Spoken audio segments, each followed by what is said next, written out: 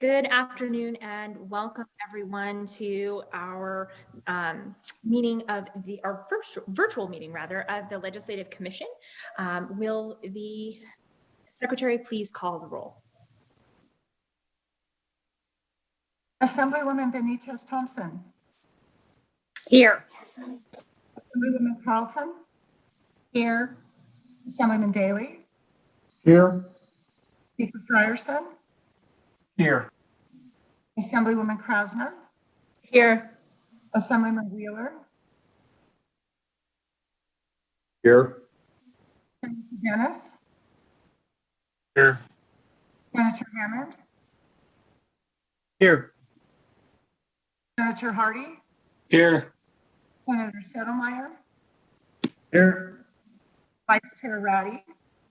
Here. And Chair Canavaro. Here.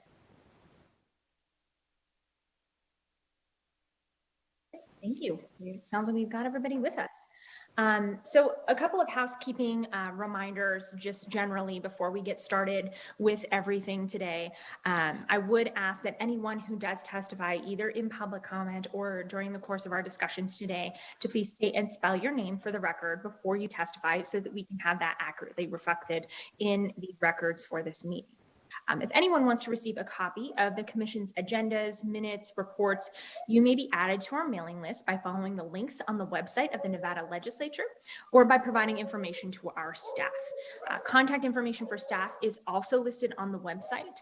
And in addition, we do accept written comments which may be emailed or mailed before, during, or after our Legislative Commission meeting. The information regarding where to send written comments is also on the website and listed on the agenda for this meeting. Or of course, you can always call at 775-684-6830. We are going to go ahead and move to what is our first of two periods of public comment, and it is item number 2 on our agenda for this Legislative Commission meeting. If you have called in and you would like to speak during this part of the meeting, you will be notified by our broadcast production services when you have been connected and it is your turn to speak. Please remember that all comments will be limited to not more than 2 minutes per person. And of course, always welcome to submit, again, additional written comments, and they will be added to the record for this meeting as well. If you prefer to wait and later in the meeting, we are of course going to have that second period of public comment once we've done the business of the committee, and you can always join us at that point in time. I would also note that for anyone who is wishing to give comment on any of the items on our agenda that would include regulations for which the commission is going to approve, now would be the time for you to voice those public comments either now or during that second period of public comment, because when we hear the regulations, we'll be hearing from the entities and then allow the commission to ask questions. So if you're here wanting to give comment on any of the regulations we will be taking a look at today, now would be the time to do that, or in that second period of public comment. So at this point in time, I am going to turn this over now to our BPS staff. They will queue up anyone who is calling in to speak, and staff will of course inform you when it is your turn to speak. May the caller with the last 3 digits of 449 please press *6 now to unmute. Please slowly state and spell your name for the record. You have 2 minutes. Please begin now.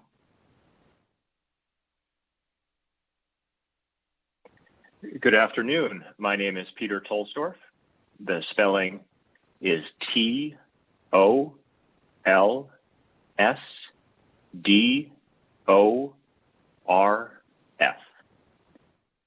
Good afternoon.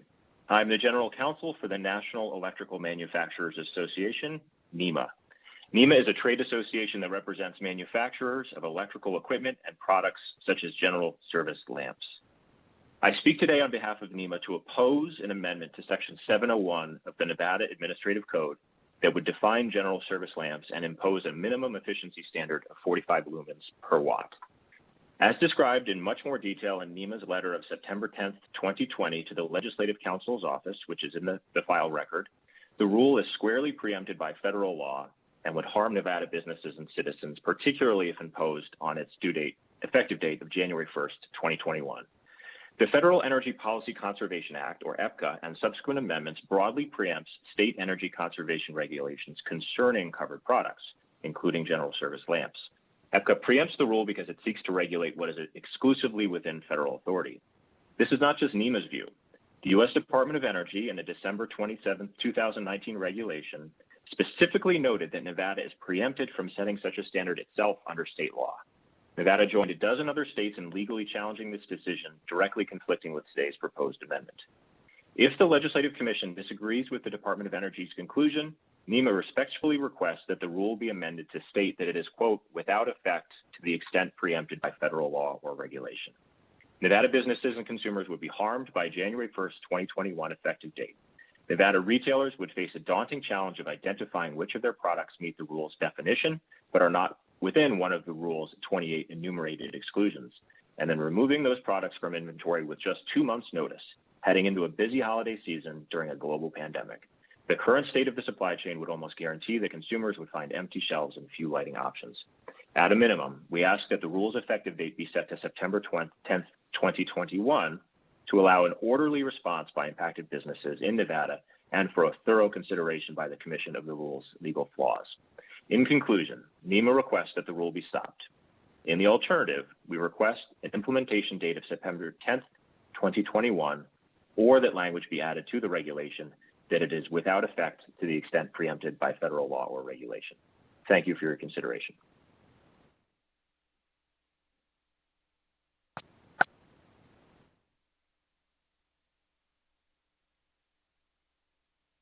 May the caller with the last 3 digits of 334 please slowly state and spell your name for the record. You have 2 minutes. Please begin.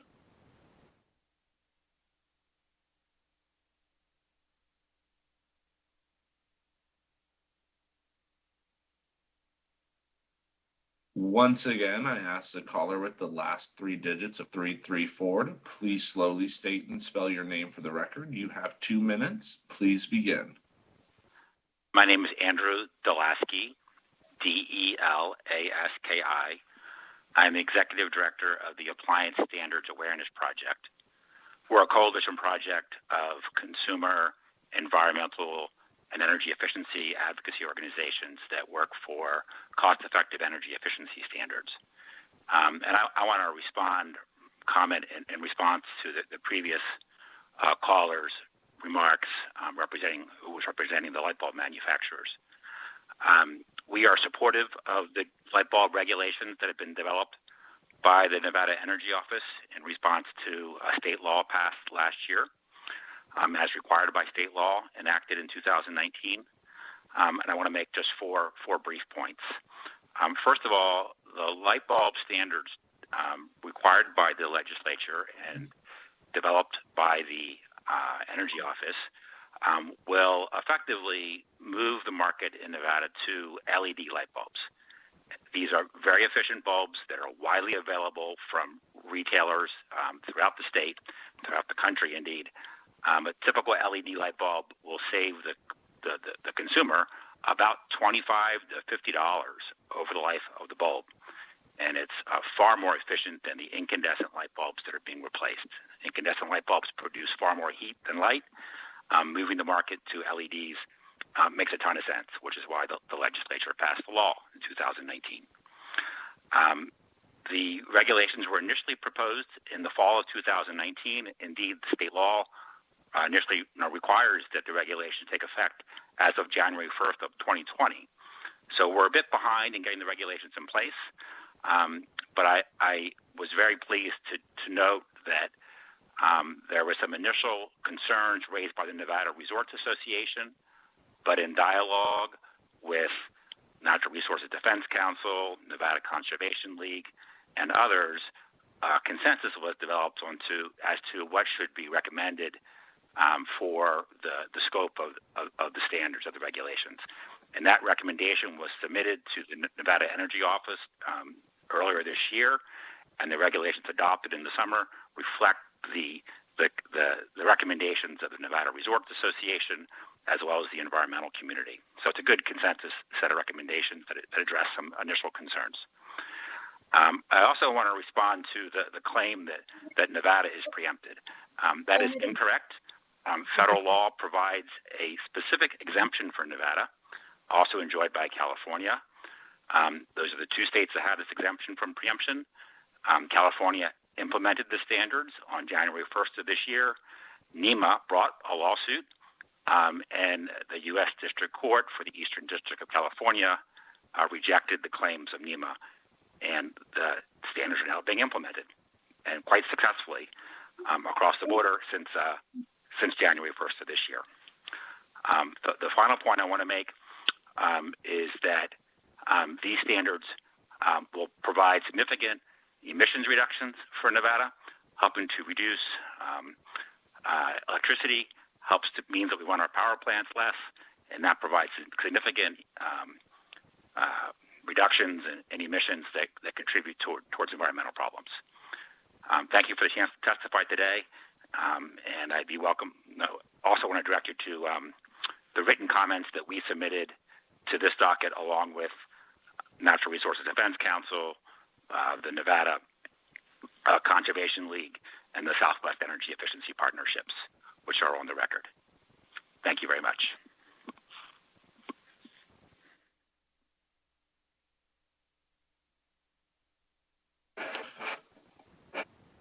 May the caller with the last three digits of 122 please press *6 now. Please slowly state and spell your name for the record.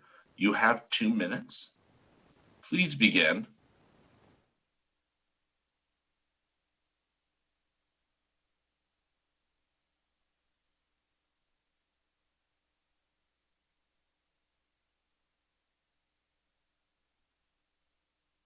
Once again, can the caller with the last three digits of 122 please slowly state and spell your name for the record? You have 2 minutes. Press *6 to unmute. Please begin when you are ready.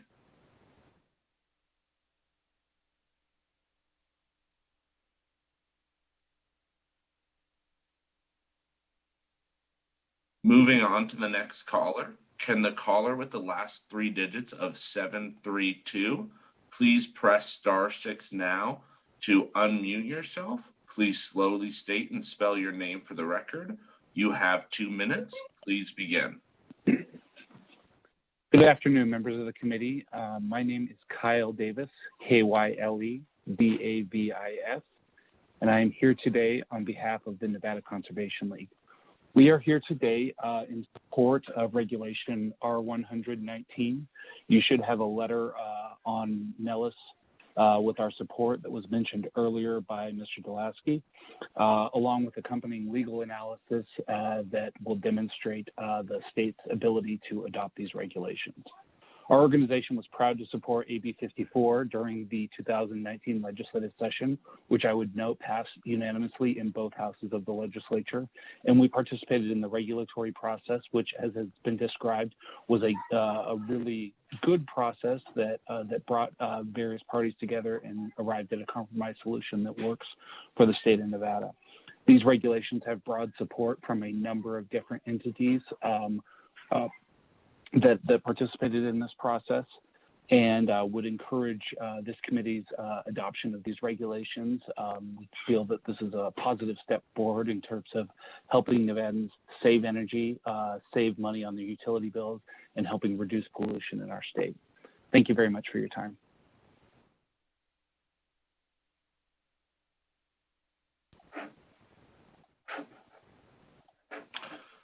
May the caller with the last three digits of 577 please press *6 now to unmute yourself.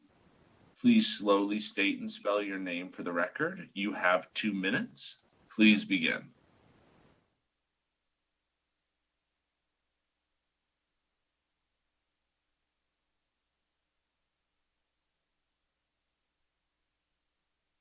Once again, can the caller with the last three digits of 577 please press *6 to unmute yourself? Please slowly state and spell your name for the record. You have 2 minutes. Please begin.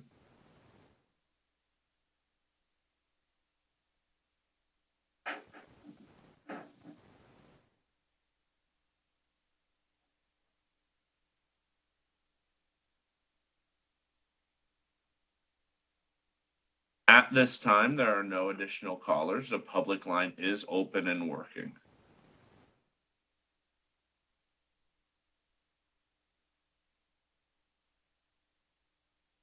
Thank you so much for helping to facilitate our public comment. Again, there will be another period of public comment at the end of the meeting.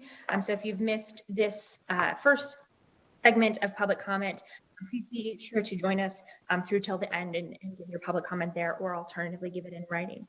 With that, we'll move to the next item on our agenda, which is item number 3, the approval of the minutes of the meetings held on August 25th, 2020 and September 18th of 2020. I would note that members of the committee have had copies of those minutes and have had a chance to review them, and they are also available online for anyone who is joining us virtually. At this point in time, does anyone have any questions or comments on the minutes? Do pass, Madam Chair. I have a motion for a do pass from, is that Senator Settlemyre? Second. Yes, it is. Okay, fantastic. And I think a second from Assemblyman Daly. Any discussion on the motion? Seeing none, we will turn it over to our secretary to take a roll call vote. Assemblywoman Benitez Thompson, Yes. Assemblywoman Carlton, Yes. Assemblyman Daly, Yes. Speaker Frierson, Yes. Assemblywoman Krasner, Yes. Assemblyman Wheeler, Yes. Senator Dennis, Yes. Senator Hammond, Yes. Senator Hardy, Yes. Senator Settlemyre, Yes. Vice Chair Ratty, Yes. Chair Canizara, Yes. and it is unanimous. Fantastic. We have approved both sets of minutes from our August 25th and September 18th meetings. That brings us to the fourth item on our agenda, which is our legislative commission policy. As is common with our review of regulations, we will first ask members of the committee if they have any regulations that they would like to hold for additional discussion, and then we'll vote to approve any of the remaining regulations. After that, we will go item by item through the regulations that have been asked to be held and have the agency come forward who adopted the regulation to address any questions related to the regulation from members of the committee. So I do already have a number of regulations that were requested to be pulled. And so I will read those off for members of the committee so that in case they're on your list, we can make sure to include them. I've already received a request from Senator Settlemyre to pull R053-19 for the Board of Athletic Trainers, R100-19 for the Director of the Office of Energy within the Office of the Governor, R008-20 for the State Board of Pharmacy, R010-20 for the Department of Motor Vehicles, and R150-20 for the Department of Motor Vehicles as well. Are there additional regulations that members of the committee would like to have pulled? We'll start with Assemblyman Daly. Thank you, Madam Chair. And to everyone's surprise, I only have one today, and that would be R003-20. R003-20 for the Committee on Local Government Finance. Correct, yes. Congratulations, Assemblyman. I think I also saw Senator Hardy. Thank you, Madam Chair. I'd like to pull R047-19. Nevada Activities Association. Correct.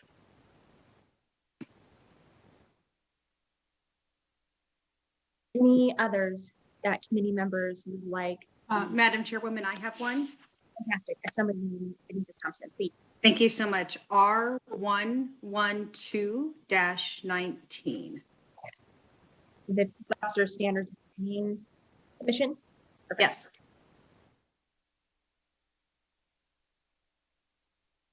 Any additional regulations the committee would like to have?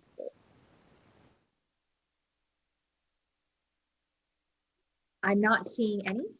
So I'm going to go through the full list of those that we are pulling to set aside for additional questions and comments so that members of the committee have the full list. And those of you who are following along online also have that full list. The first one is R047-19 for the Nevada Interscholastic Activities Association. The second one is R053-19, the Board of Athletic Training. R100-19 for the Director of the Office of Energy within the Office of the Governor. R112-19 for the Peace Officer Standards and Training Commission. R003-20 for the Committee on Local Government Finance. R008-20 for the State Board of Pharmacy. R010 for the Department of Motor Vehicles. R150-20 also for the Department of Motor Vehicles.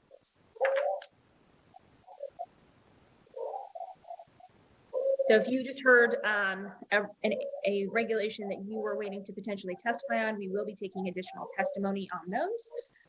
We have also the remaining regulations R103-19, R111-19, R002-20, R016-20, R020-20, R025-20, R035-20, R058-20, R065-20, R066-20, R070-20, R084-20, and R014-19 that are remaining, and I would accept a motion to approve those regulations if there is one to be. So moved. So moved by Assemblyman Wheeler. Is there a second? Second. Second by Assemblywoman Benitez Thompson. Any discussion on the motion? Seeing none, I will ask the Secretary to please put the roll call vote. Assemblywoman Benitez Thompson, Yes. Assemblywoman Carlton, Yes. Assemblyman Daly, Yes. Speaker Frierson, Yes. Assemblywoman Krasner, Yes. Assemblyman Wheeler, Yes. Senator Dennis, Yes. Senator Hammond, Yes. Senator Hardy, Yes. Senator Settlemyre, Yes. Vice Chair Ratty, Yes. and Chair Canizara, Yes. and it is unanimous. Great, thank you. So those regulations have been adopted by the Legislative Commission. We will go back to our list of those regulations that have been requested to be pulled for additional discussion. And we'll start with the first one on our list, which is R047-19 for the Nevada Interscholastic Activities Association. That was a request from Senator Hardy. And so when we are ready, I'll turn it over to Senator Hardy to ask the questions that he has. Thank you, Madam Chair. It's been my impression that in a small school, there are students that play on JV teams, and then to get experience, they take them up to a varsity team. And so I'm concerned that this would not allow them to have that kind of experience in the same day. And I think it probably not wise to do it. I know there's probably a reason for the regulation, but I think that it probably may make a smaller school suffer more than a larger school.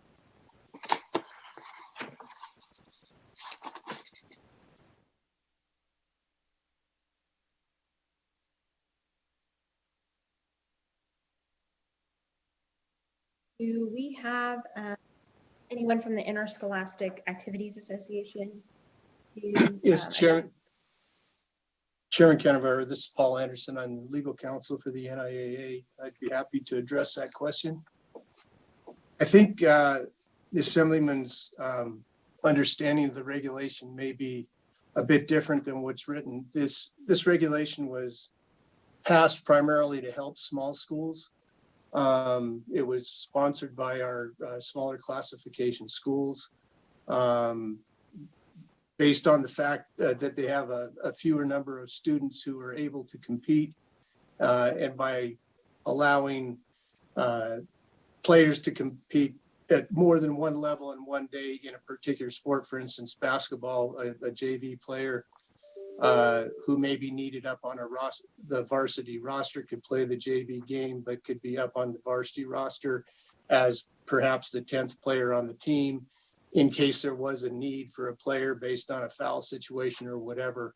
It would allow that player an opportunity to get a full game in or whatever at the JV level, but still be able to be on the varsity team in case he or she was needed then.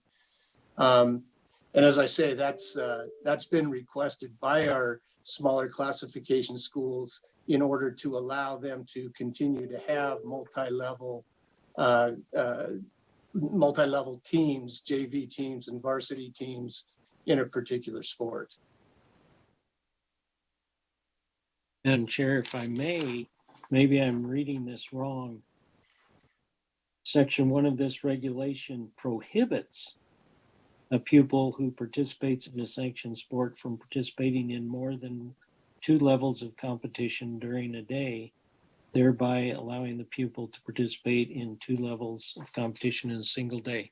So you're saying what then? When I read the word prohibits, I get nervous. So they're still allowed to do that? What are they prohibited from doing then in this regulation? I think what you're looking at is the prior regulation prohibited students from doing that.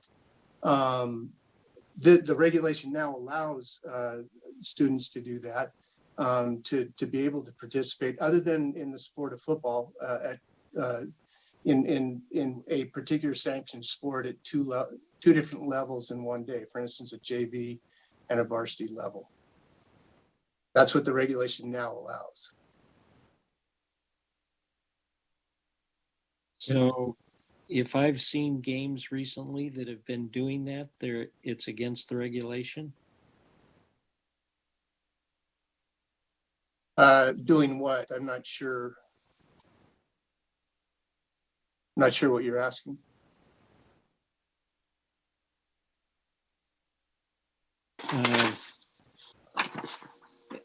Apparently I'm misreading it.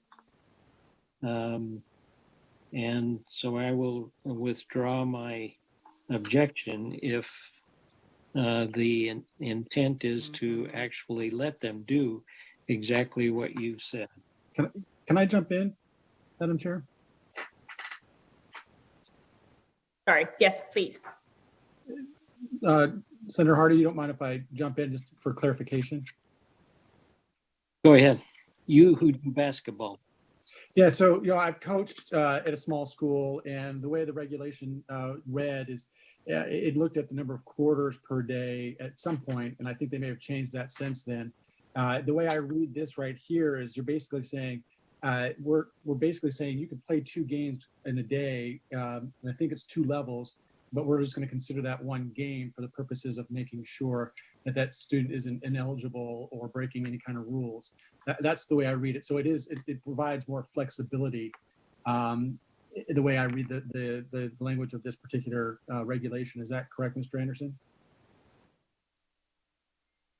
Yes, what you're saying is correct, and what it allows, as I indicated earlier, is our smaller schools in our smaller communities, as well as we have a lot of small charter schools now that have difficulties, having more than one level of a particular sport, and so it allows them to have a varsity team and a junior varsity team to fill rosters, have enough players on each roster to where they can compete.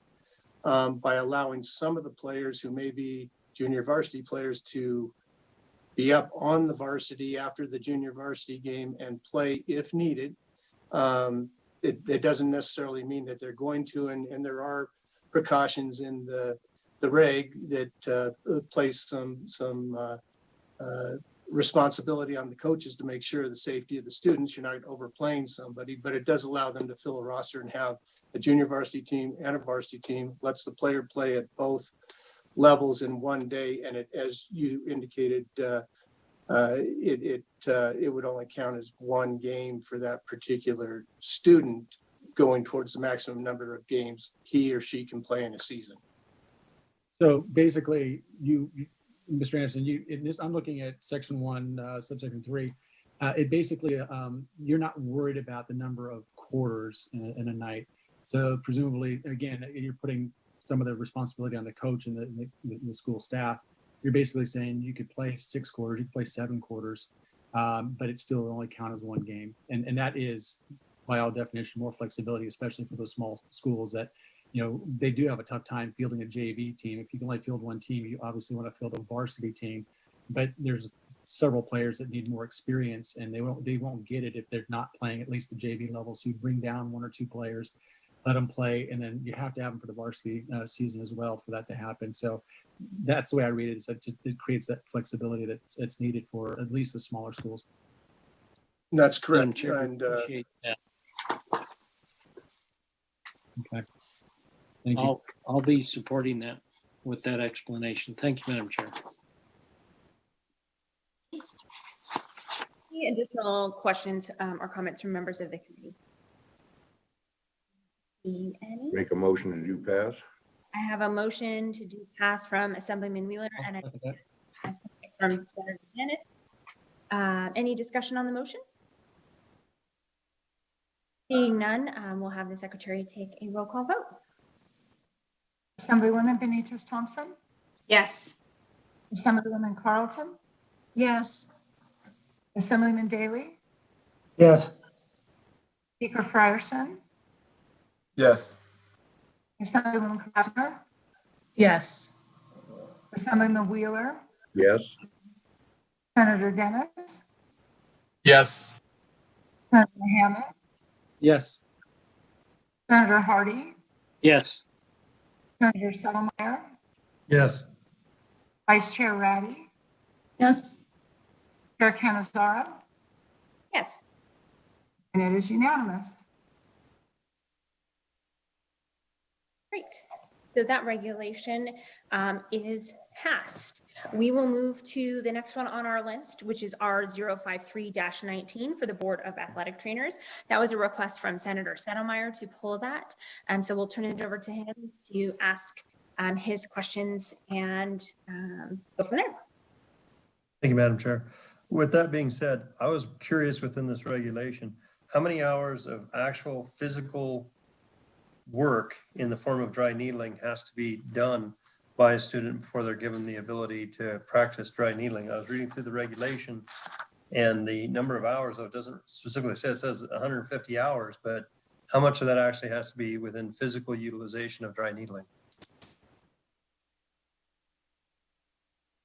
This is Ted Girard, TEDGIROUARD. I am the chair of the State Board of Athletic Trainers. So in response to that question, there is no actual definition as far as the number of hours actually like inserting a dry needle into somebody. The courses in general are 25 to maybe 35 hours, where the student would be, or the athletic trainer would be practicing dry needling during that time. I can't tell you exactly how many hours of actually putting needles in and taking needles out. Okay, I appreciate that answer. During testimony, we had a lot of discussion in Commerce and Labor. I forget the new title of the committee, sorry. But in that respect, it was indicated that due to the similarity with acupuncture, that there would be some requirements on the actual number of hours that someone would actually have to manipulate and utilize dry needling. I appreciate the information, Madam Chair. Unfortunately, I will not be able to support this regulation since it does not do what we were told it would, and I will be opposing it. Madam Chair. Yes, Senator Hardy, please. Thank you, Madam Chair. One of the nitty picky things is that the athletic trainer will have to get consent from the patient. And athletic trainers many times do things to or with minors, and they're not going to be able to logistically, quote unquote, get permission from the patient when it happens to be a minor. But one of the things that concerns me is we actually had this debate in the session to create a NRS as opposed to an NAC. And I think we're shortchanging that process when we start looking at needles and pneumothoraces and hitting things. I get a little nervous with dry needles without the appropriate or the length of training that's needed. So I will not be supporting this either. Thank you.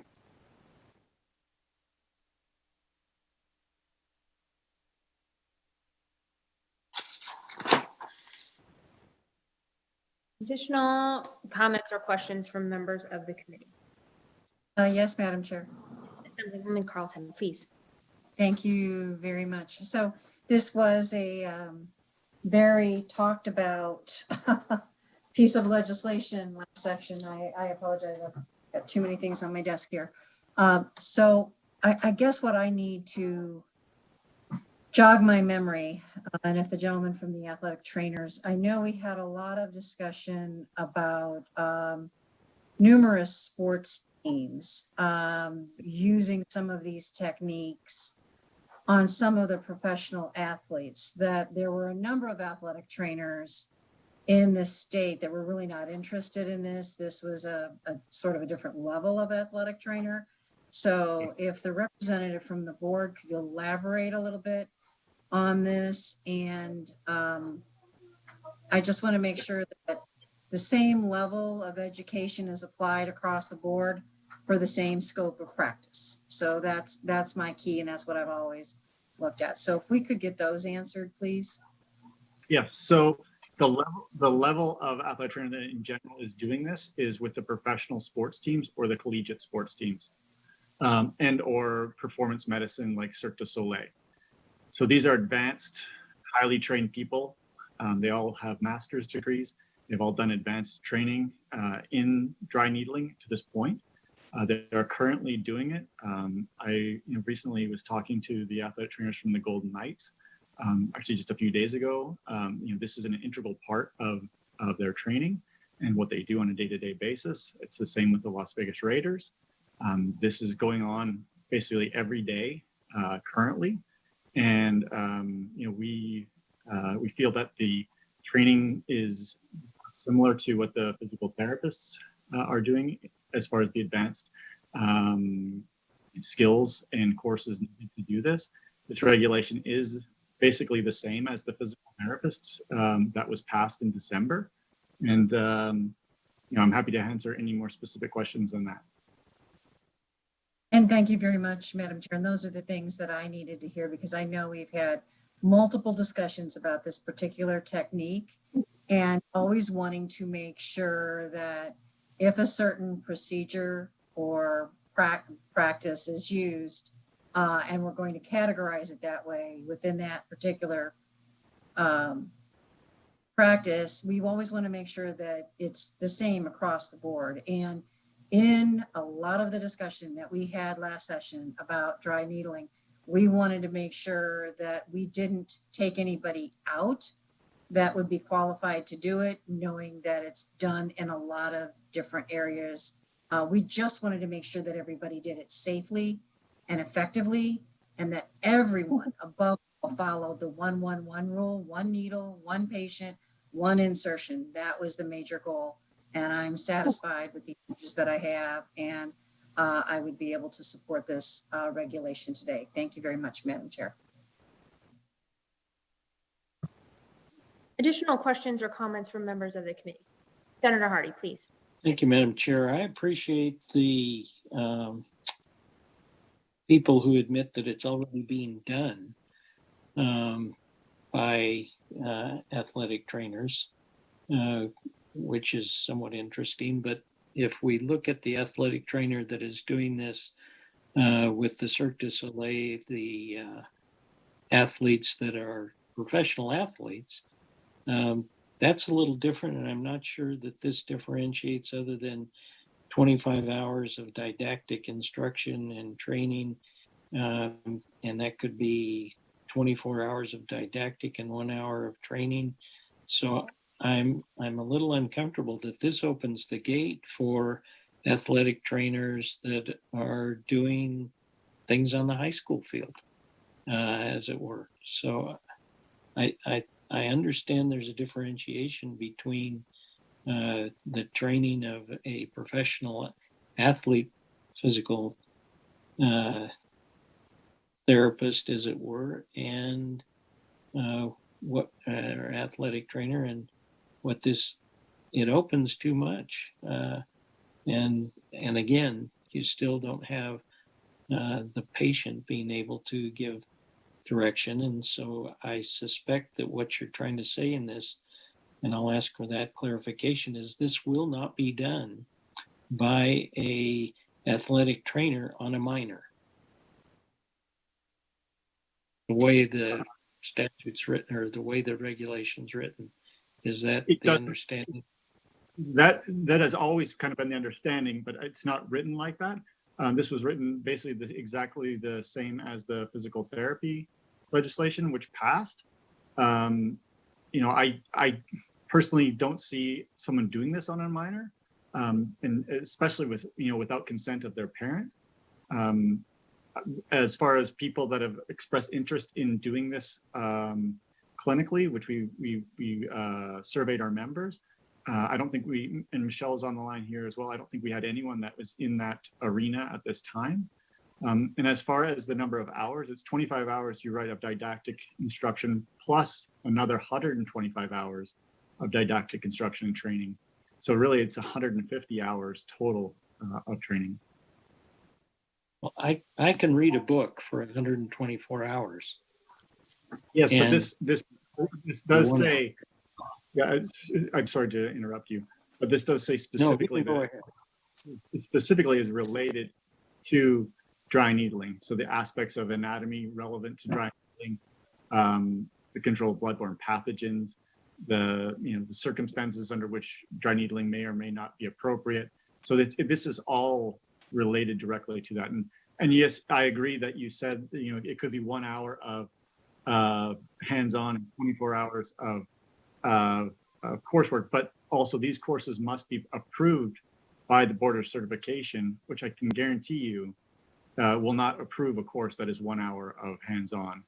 They have their own ways to assess these programs, as well as the Board of Athletic Training can also approve or deny these courses.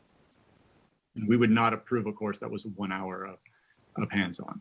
In general, these are 3-day courses where people travel to, and it is very much a hands-on practice. And excuse me, if I may also interject. Please. The difference in the consideration between a physical therapist and an athletic trainer. An athletic trainer in the state of Nevada must work under physician's orders. So a high school, my understanding, would have a physician, and they are the ones that would give the orders to the athletic trainer. An athletic trainer would not have authorization on their own to perform dry needling on a minor. That is correct. All athletic trainers in the state of Nevada work under the direct supervision and orders of a physician.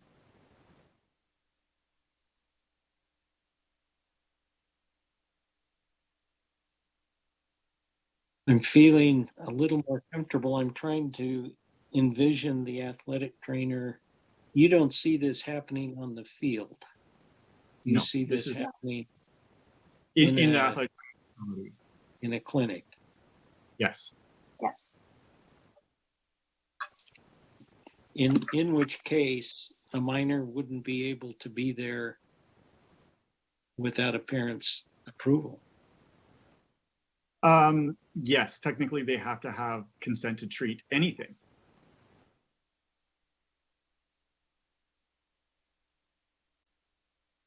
Well, I'm feeling more comfortable with it. I'm not sure I can go all the way, but I'm not as opposed as I used to be. How's that for?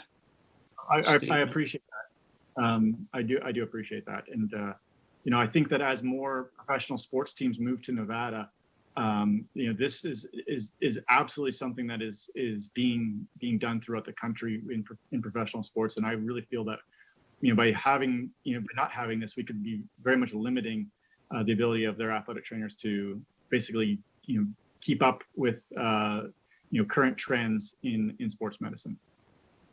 I love that concept. Let me ask it this way. The athletic trainers that are hired by high schools or working in high schools, they don't have an office. No, they do. They'll have a small clinic in their high school. And so does the physician come to that small clinic in the high school? From time to time, supervise, but mostly their direction is for understanding orders. So they would be writing standing orders. And so for this would be something that the athletic trainer at the high school, if they were to, let's say, hypothetically want to do this, they would need to have standing orders from their physician to allow them to do this in the high school. And I can't imagine that happening, that a physician would give them the standing orders. Plus they would need to consent of the parent in order to do this as well. The steps to actually do this would be very difficult.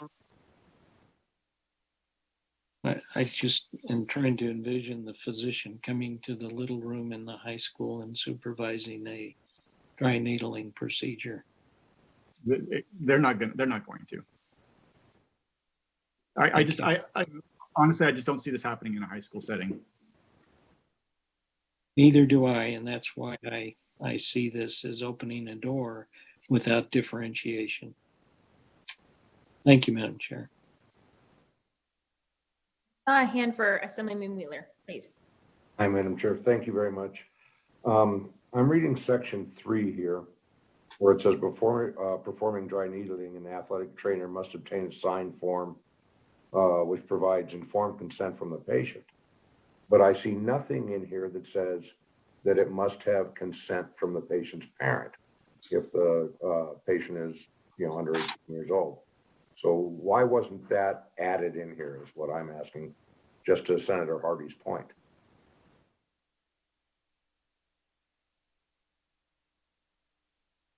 It's my understanding that as far as an athletic trainer is concerned, that we would always need consent to treat a minor in any way. I'm also the director of the athletic training education program at UNLV. And this is like, when we teach this within our curriculum, anytime we treat a minor, we need to consent to treat. It's just common sense in the medical world. And maybe, this is something that should have been added to this, but that's why it wasn't. It's because we always need consent to treat a minor. Okay, because what you have here is, the signature of the patient, an athletic trainer who performs dry needling, et cetera, et cetera. But again, nothing from the parents. So I think you're right. It should have been added in here. And I don't think I can support it if that's not in there. Is there a way to change that? So Assemblyman, this was passed for physical therapists with the same language. Why was that not brought up in their case? Well, I wasn't in that committee, so I couldn't tell you. Maybe someone from that committee could.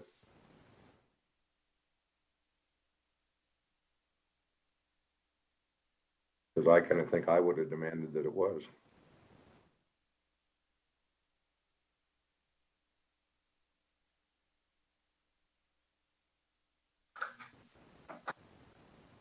Madam Chair. Senator Ratty. So I would be curious from legal counsel if we can connect the dots anywhere to be able to say that if a regulation says that you have to have informed consent, that there's another place in the law that says informed consent for somebody under the age of 18 is a minor, to see if that's already handled. If it's not, what I would suggest is our current state is that we have folks doing this without the permission I think we generally support the idea of having more training and a greater level of oversight over dry needling. And so my recommendation would be that we pass this regulation so that everything that is good about this regulation can move forward. And if we don't have a connection someplace else in the law that makes it clear that the informed consent, anywhere that we say informed consent means that a minor would have to have a parent's permission, then we should probably bring back new regs for, I hate to say this, but for all of the dry needling groups that would just add that line. So for me, it doesn't sound to me like there's an imminent danger of dry needling happening on young people. I think we have time to come back and make it right if we need to make it right. But I think there is a challenge with not moving forward the good regs that are underway under dry needling, that a lot of work went into making sure that we had more consistency, more compliance, more training, more standards in this area. So I think that, for me, that's the right path forward. Move this along because it's got a lot of good things in it, and then ask legal to say, okay, does this cover it? And if it doesn't, then we should bring it back for dry needling consistently across the board as an amendment to the existing NAC. Thanks. Additional questions or comments from members of the committee? Speaker Frierson, please. Thank you, Madam Chair. I'm just throwing back how we spent on this. This came out unanimously with respect to physical therapists. And so if there's ultimately a policy problem that we need to address down the road, for parity's sake alone, I don't know why we're entertaining a different treatment right now. I believe that there was testimony provided that nothing happens to a minor without their parents' permission. By law, I would imagine the definition of consent means that you have to have capacity to provide it, which a child would not. And so for parity's sake alone, if we just did this unanimously last session for physical therapists, I don't know why we wouldn't be consistent. And if there was a problem, we're debating a problem we never have heard exists with respect to whether or not somebody is running out on the football field with a dry needle. I think that we don't necessarily need to micromanage the folks that are overseeing this. We do it across the board in different areas, and not every single possible scenario is specifically set out either in statute or in reg. So for the sake of being at the very least consistent with what we just did regarding physical therapists, it seems to me to make sense to continue that consistency. And if we need to put in the law that every physical therapist, every athletic trainer, every medical doctor, every medical professional, when it comes to a child, has to get permission from the parent for it to be considered consent, then that's a broader conversation. But I don't know that it's applicable to this principle of being consistent in how we're dealing with dry needling and the oversight that is provided without the need for micromanagement. Speaker Frierson. Additional questions or comments from members of the committee? Perfect, thanks. Walsh isn't out there on the program anymore. No, I took that home yesterday, thanks. And with that, is there a motion to be made regarding regulation R053-19? I would move for approval, Madam Chair. I have a motion from Assemblywoman Carlton and a second from Senator Dennis. Discussion on the motion. Senator Settlemeyer. Thank you, Madam Chair. As stated earlier, we did have this discussion during session. We were told that when regulations came about, we would see within that how many hours of actual manipulation were required in order for someone to be allowed to practice dry needling. We were okay with that during session, therefore it passed out unanimously with the understanding that it would be addressed in regulation. It is not.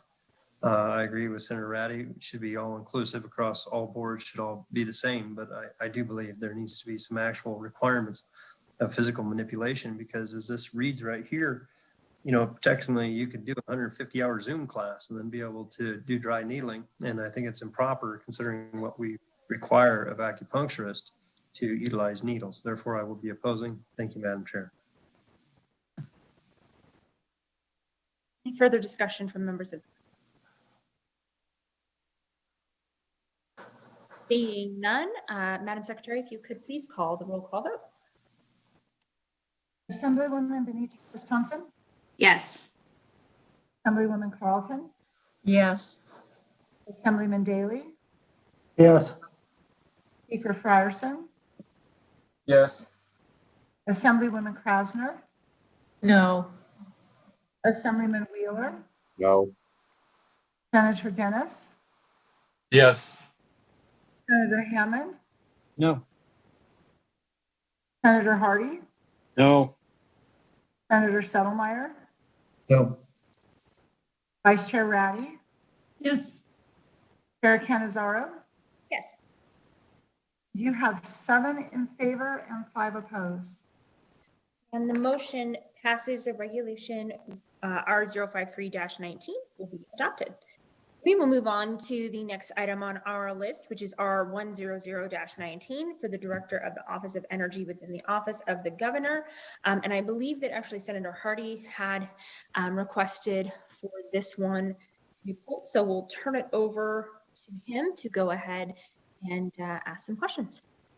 Thank you, Madam Chair. I appreciated the opportunity to look at this from the standpoint of in the middle of COVID, in the middle of what are people doing.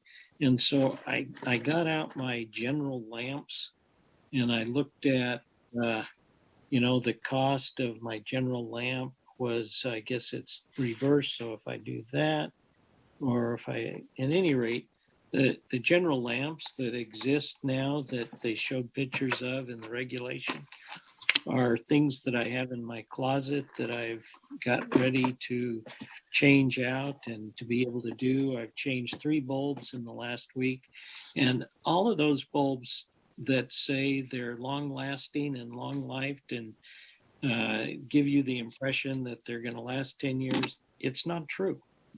I would love to say all of those bulbs that are more expensive last 10 years or 2 years even, but it hasn't been my personal experience. So yes, they are more expensive, and yes, I do buy them, but at the same time, I know that come January, when this regulation comes in, you're going to have people wake up and say, my goodness, I can't afford those expensive bulbs. And at the very time they're suffering from COVID, laid off jobs and evictions and food deserts and all of those things, this is the wrong time for something that is a good idea to save everything except people's money right now and people's ability to get a light bulb. So I think this is a good intended effort, and I buy the bulbs that are long lasting, and I appreciate having some in my closet that I can use from I got before. But I think this is the wrong time to be imposing this on the citizens of Nevada. Let me put it this way: I would be nervous about having people call me up and say, you've taken away my ability to get a light bulb I can afford. I think it's the wrong time. I will be opposing this. Thank you, Madam Chair. Madam Chair, if I could have a follow-up. Sure. Do we, sorry, let me ask, is there anyone at the Governor's Office of Energy with us who wanted to address anything? Senator. Madam Chair, this is David Bobstein, Director of the Governor's Office of Energy. Thank you for the opportunity to present this regulation this afternoon. I frankly wasn't expecting a policy debate on this. I was expecting some questions about the federalism piece of this, which we're prepared to respond to. But I would respond to my good friend Senator Hardy that I have too been on the same journey to replace my household's light bulbs. And I have not had that personal experience of these light bulbs not living up to their long lasting promise. And if anything, the bulbs have paid for themselves in my household. And I think from a policy perspective and what this offers for Nevadans, it is the energy savings and the cost associated with that that is the true policy advantage that we should be thinking of in these times.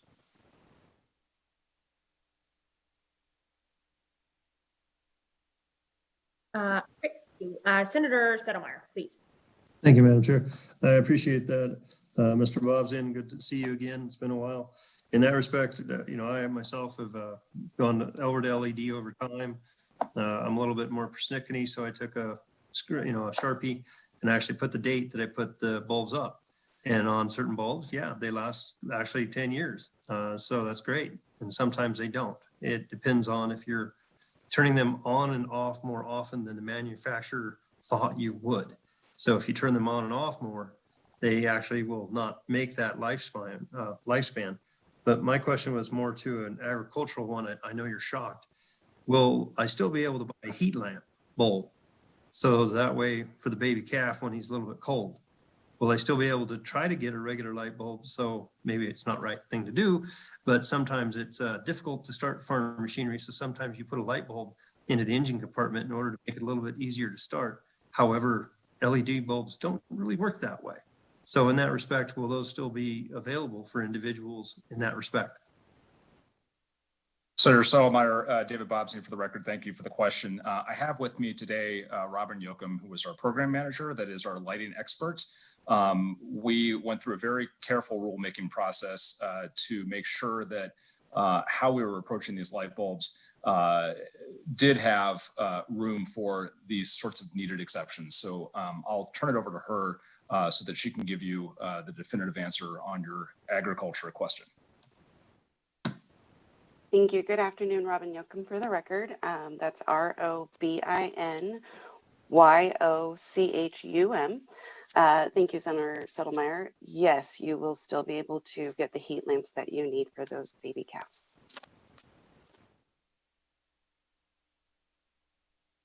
Thank you for that. Could you guys touch on the federalism issue since you were all ready to talk about it anyways? Certainly, Senator. David Bobzin for the record, and just a quick trip down memory lane for the legislature from a 30,000-foot level.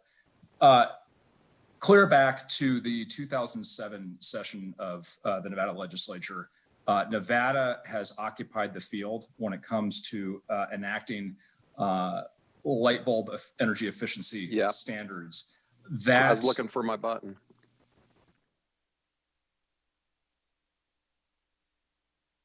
Had somebody stepping in there. Again, David Bobzin for the record. In 2007, Nevada unanimously, through AB 178, passed early legislation enacting an energy efficiency standard. Because of Nevada and other states going down that road, laboratories of democracy that pushed the federal government to look at an energy efficiency standard, Congress acted. It was always the understanding that the Department of Energy was going to enact a standard. And so for many years, Nevada's statute was on the books, but regulations were not promulgated by my predecessors because of the understanding that the federal government was going to act in response to Nevada and other states, again, occupying the field. So fast forward to the last legislative session, AB 54, which was passed by both houses unanimously, when our office presented the amendment and ultimately the bill in terms of this light bulb energy efficiency standard, we were very clear in front of both growth and infrastructure committees as to the federalism puzzle before the legislature as it pertains to this legislation and now the regulation that is before you. We were concerned last session that there was going to be a rollback effort by the Department of Energy to step away from the understood 45 lumens per watt regulation that for many, many years, industry, consumers, advocates all expected the federal government to enact. We were going to pursue our backstop option with the legislation. And so legislation was passed. The rollback happened, and so as such, our office conducted the rulemaking to go forward to exercise our right to backstop what we expected the federal government to do. So I think Mr. Delasky from the Appliance Standards Awareness Project earlier in his public comment did a good job of touching on the legal issues. I do have our Deputy Attorney General with us today who can update you on the litigation that was mentioned in the letter from the National Electrical Manufacturers Association. But I would just take a moment to respond to their letter. We understand that they don't, their interests are not served by the fact that Nevada has a special place in this federalism puzzle because of our early action in 2007. But nonetheless, here we are. I would take issue, though, with the conclusion from Mr. Tolsdorf's letter that somehow our rulemaking process violated the Nevada Administrative Procedures Act. I think in their letter, they refer to it as the Nevada Administrative Code, in that we had represented in our informational sheet for this regulation that the rule is no more stringent than federal law. So I take exception to that. We did not violate the act in terms of bringing this regulation to you. If anything, our answer to the question on that sheet is reflective of the fact that there is no standard at the federal level. And so that is why we have come forward with this regulation. So with that, I will just introduce Mr. Anthony Walsh, our Deputy Attorney General, who can provide some more information and some background on this situation.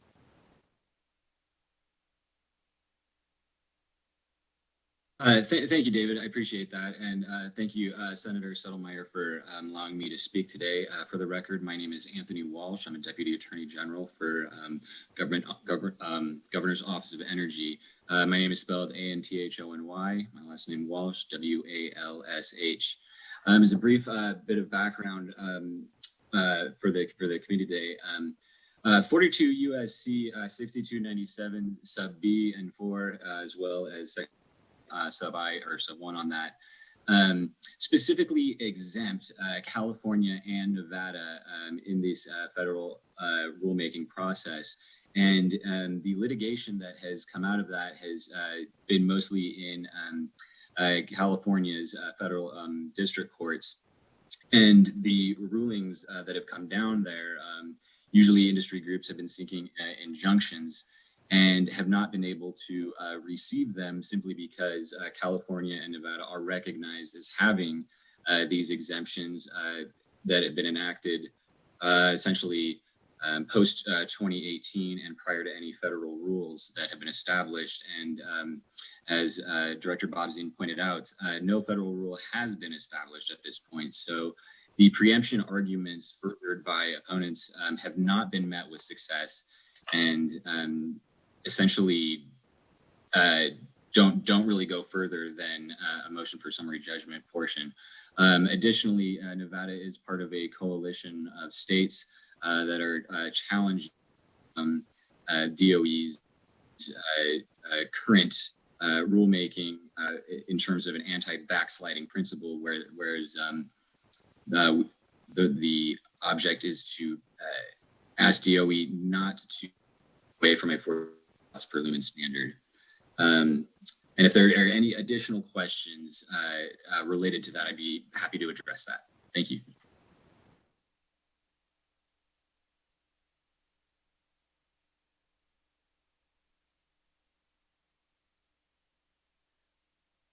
Additional questions or comments from members of the committee on any of those or additional issues or questions?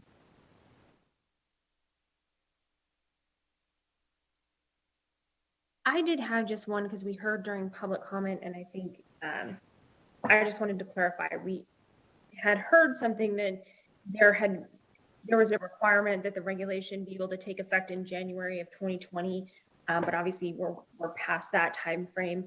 Can you talk just a little bit about that requirement and the timelines that we're dealing with? Certainly, Madam Chair. David Bobzien for the record. it was alluded to in the public comment that there was some robust dialogue as to the technical specifics of the regulation, specifically addressing concerns brought to our office by the Nevada Resort Association. As you can imagine, gaming deals with a variety of highly specialized light bulbs. And so it took some additional time to really work through the technical aspects of their concerns. And there again, if there are any questions on that, I'm happy to have our program manager, Robin Yoakum, sign in on that one to talk about it. I would also note that unfortunately, when the National Electrical Manufacturers Association became involved in the rulemaking process, there was no mention, no suggestion of the suggestion that they made during their public comment that we should somehow insert into this regulation a passage reading without effect to the extent preempted by federal law. Number one, substantively, I would offer that that's a meaningless statement, and again, detracts from Nevada's special right in this case to promulgate such a standard. But more importantly, substantively, to the process, that was not offered during their engagement to the rulemaking process. So they are now coming in before you late in the hour to make that request. As was noted, in California, this association did try to stop the California Energy Commission from adopting their rule. They went to court on it, lost twice. So here we are in Nevada hearing the same arguments, but rather than going to court, they're coming to the commission to plead their case. And again, I would just respectfully disagree with their view on this and argue vociferously for the legislature's right to continue to occupy the field on this policy.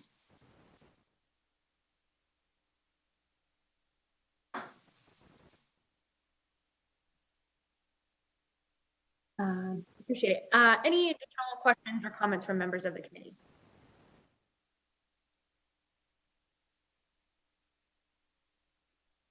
Oh, Senator Hardy, please.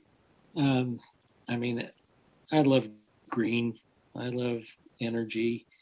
I think, realistically, when I looked at this particular thing, I got online and I looked at the pictures of the light bulbs that would no longer be allowed. The decorative light bulbs that go on my chandelier, all of those kinds of things are in literally hardwired what light bulbs there are. And there's a difference in, what we're doing. And so to make this leap when people are struggling, I just don't think it's the right time. I love saving energy. This is not the time that we. If you can do it, I don't have a problem with it. And I don't know who said that, but. Go ahead, Senator.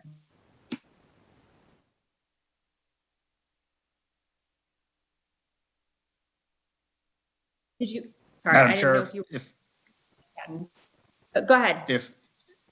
Thank you, Madam Chair. Just to respond to Senator Hardy's concerns, David Bobstein for the record. I'm very tempted to flip my laptop screen skyward, and I would show you the LED chandelier light bulbs that I have above my dining room table here that have been working for me quite well for at least a year. Again, I understand the policy concern, but I would respectfully disagree. The nominal cost involved to the consumer is more than offset by the energy savings. Additionally, this regulation, a similar regulation, has been in effect in the California market for over a year.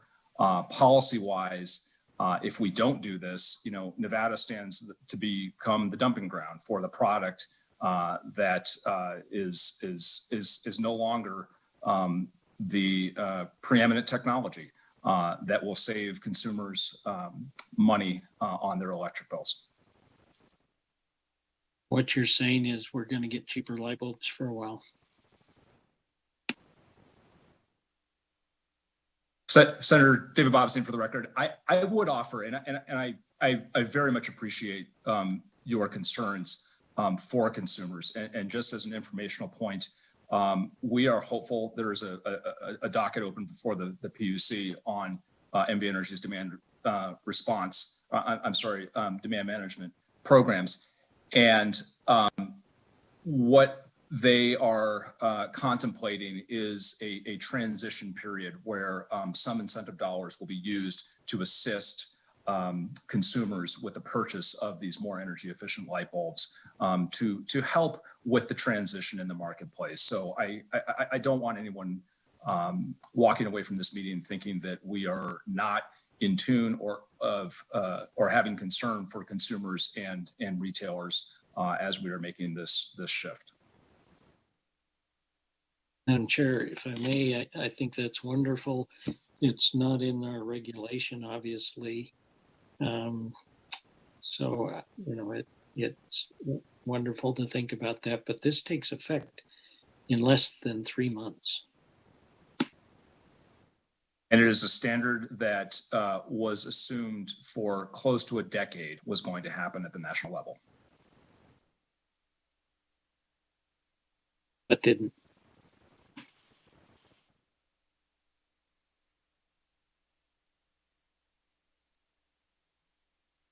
Are you ready for a motion, Madam Chairwoman? I am, if there are no additional questions. We have a motion from Assemblywoman Benitez Thompson to do pass. Is there a second? Second. From Senator Ratty. Any discussion on the motion? Seeing none, Madam Secretary, if you could please call the roll. Call vote. Assemblywoman Benitez Thompson, Yes. Assemblywoman Carlton, Yes. Assemblyman Daly, Yes. Speaker Frierson, Yes. Assemblywoman Krasner, No. Assemblyman Wheeler, No.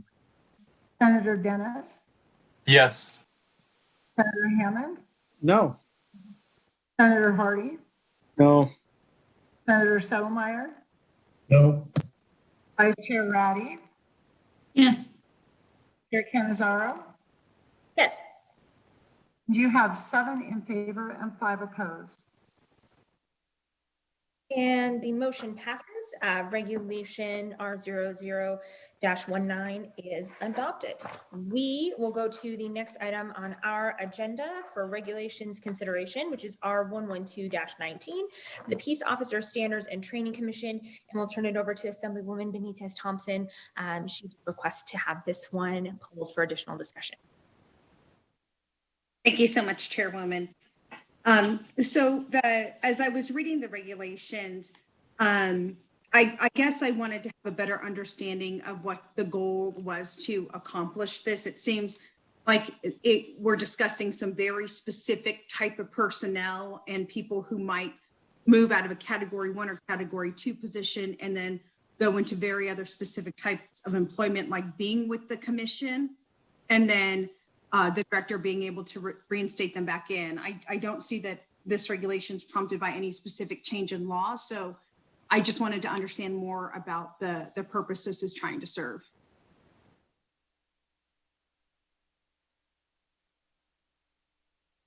Thank you for that question. Mike Lock, SHERLOCK. I'm the executive director at Post. This regulation really was kind of close a loophole.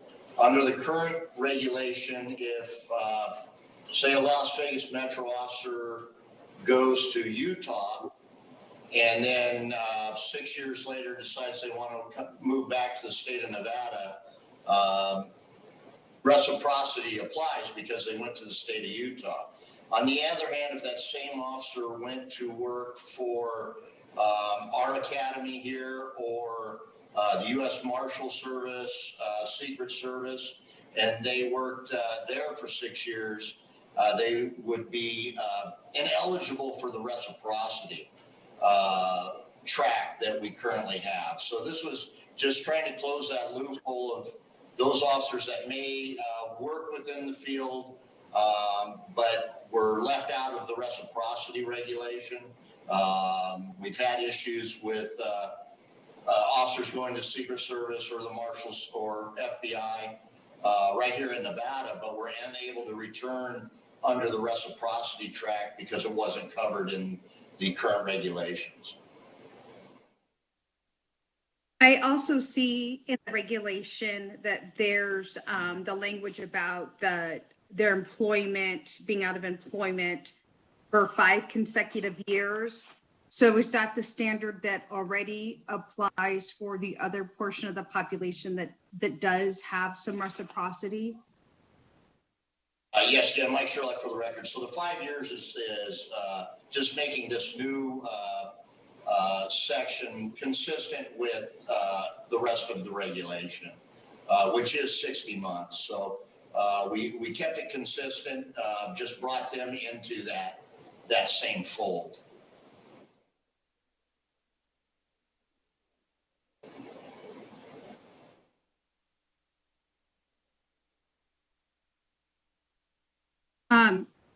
And so my apologies. We've got a small number of people we're talking about, but would you say that this has been an issue for 5 applicants in this past year, 10 applicants in this past year? Mike Sherlock for the record. I couldn't give you a number.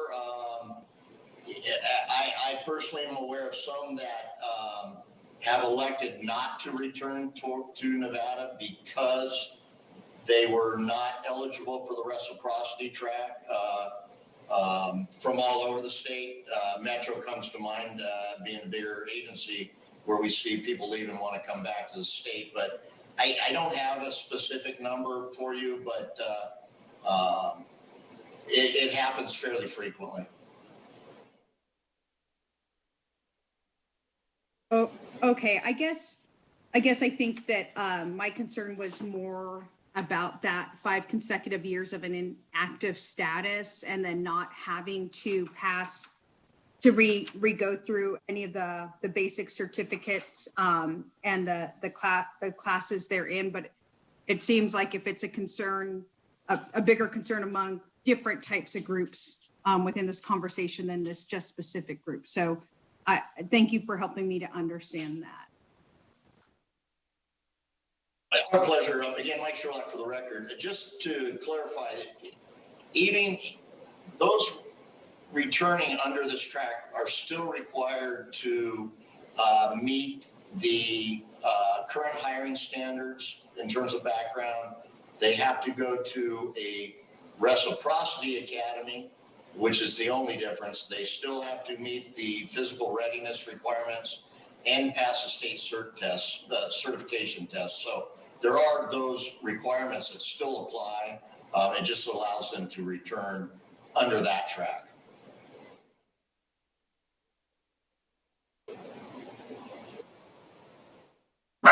Those are all of my questions.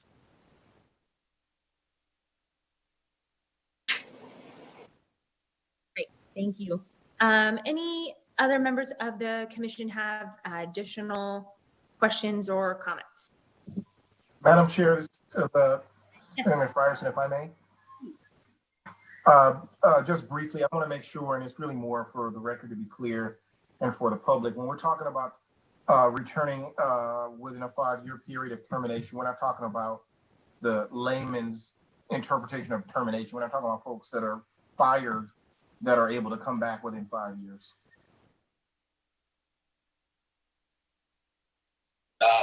Mike Sherlock for the record. Thank you for the question. Yeah, termination for us means separation. So clearly where they're terminated for cause and there's action on their certificate, this does not apply. Thank you, Director. And for the committee's edification, I should have brought this up with the previous matter, but when we did the AB 478 and added items for post-training, we didn't break down how many hours each topic needed to be covered. So I want to make it clear that this is consistent with how we frequently deal with policies, and we leave it up to agencies to do right by their agencies within the parameters of the the requirements of training. So I'll put that out there.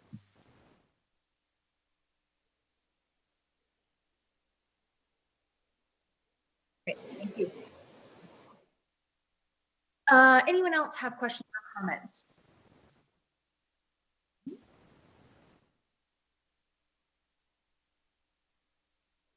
Seeing none, is there a motion from the committee? I'll make a motion, Madam Chair. I have a motion from Assemblyman Wheeler and a second from Assemblywoman Benitez Thompson. Any discussion on the motion? Seeing and hearing none, if we could please, Madam Secretary, call the roll call vote.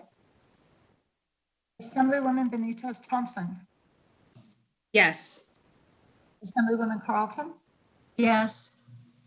Assemblyman Daly, Yes. Speaker Frierson, Yes. Assemblywoman Krosner, Yes. Assemblyman Wheeler, Yes. Senator Dennis, Yes. Senator Hammond, Yes. Senator Hardy, Yes. Senator Settlemeyer, Yes. Vice Chair Ratty, Yes. Chair Canizara, Yes. and it is unanimous. Thank you. The motion has been approved and the regulation will be adopted. We will move to our next item on our agenda, which is R003-20 for the Committee on Local Government Finance, and Assemblyman Daly did request to have that one pulled, so we'll turn it over to him to go ahead and proceed with his questions. And thank you, Madam Chair. And just a quick question, and it might even be more for legal than anything else. I'm looking at the language where it says that information is going to be requested by the department or committee of the local government, and then they have a provision where they can object, and then put in documentation on why it should be narrowed, et cetera. And then that can be modified or upheld. And then the local government says the local government shall provide documentation based on the modification. Now, I understand that everybody has their right to judicial review, et cetera. I just want to be clear that when the language says, hey, you had your objection, you can go to judicial review, but in the meantime, you have to provide the information, not wait for some decision from the court. I think we would not be doing ourselves a service if that was the case. So with an automatic stay pending judicial review, or does the case proceed forward? And if the court decides something different later, they have to provide the information so the investigation can continue. I just want to make sure that the information is going to be provided without games being played and delays.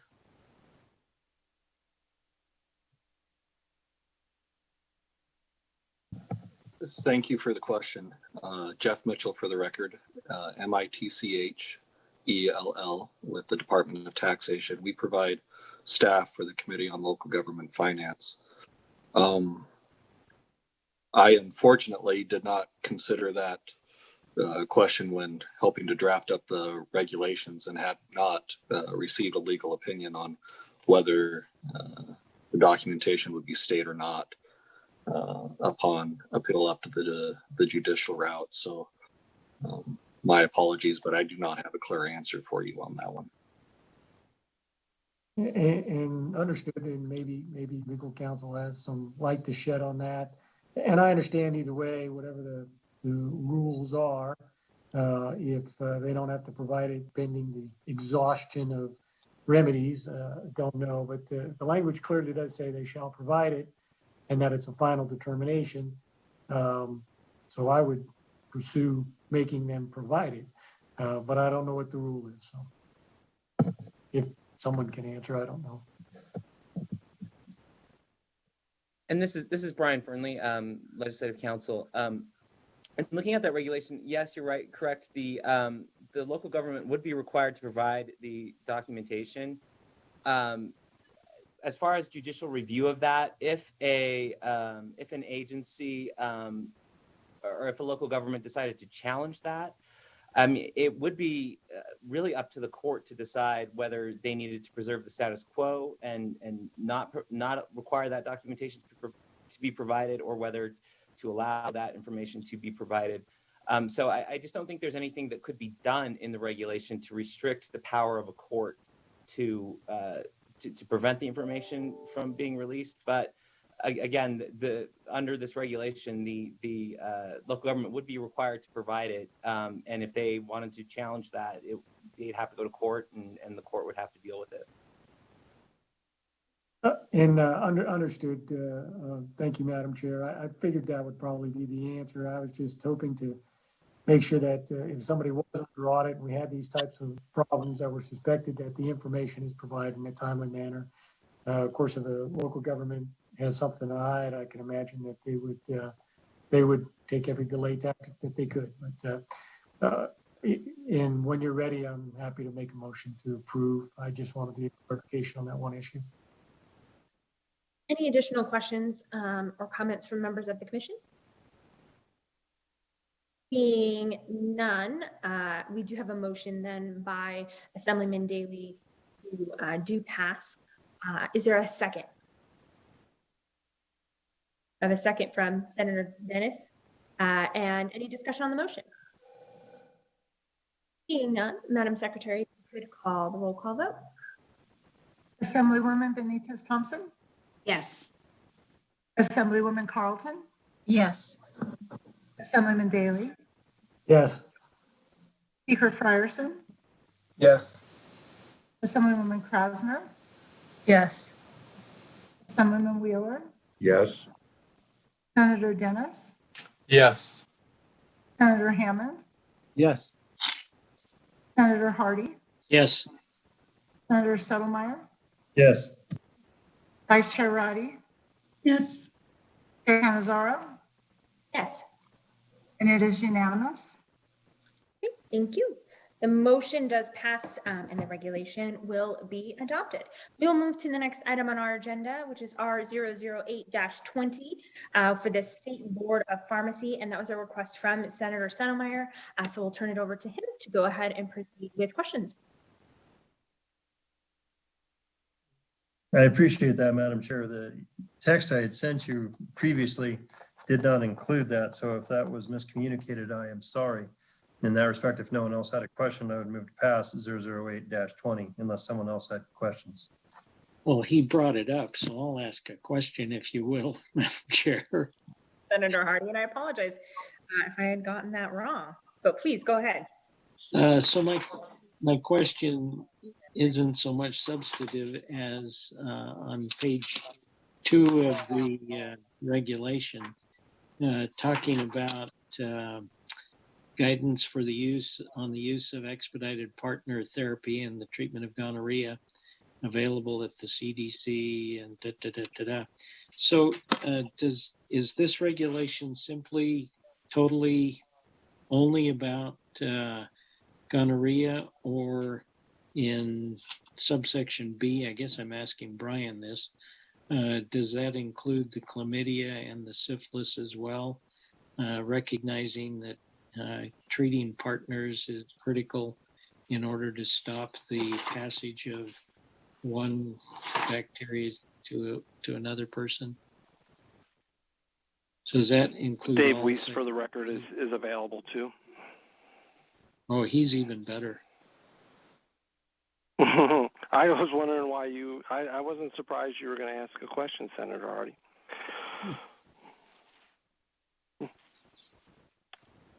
Do you want me to answer that question for you? Please. Dave Weiss, for the record. Okay, thank you, Senator, and thank you for your time here. Just way of a little bit of background. The board has worked very closely with the health department and the STD prevention and control program. And as many of you know, Nevada ranks low in treatment for STDs.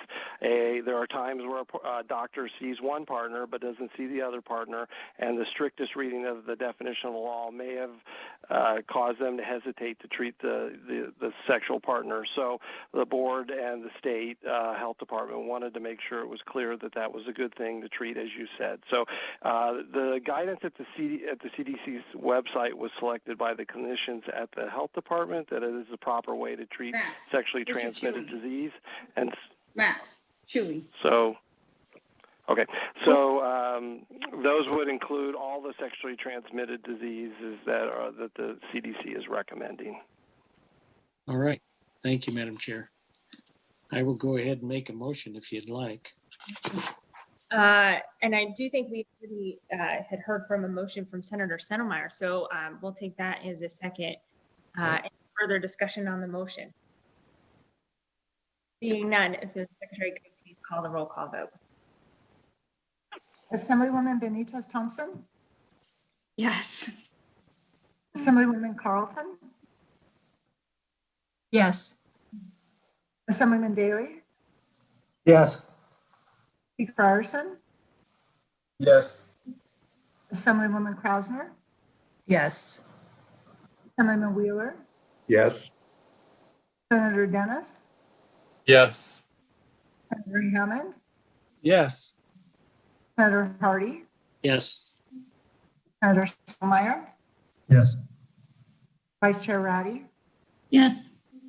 Chair Canizaro, Yes, and it's unanimous. the motion does pass. Regulation will be adopted.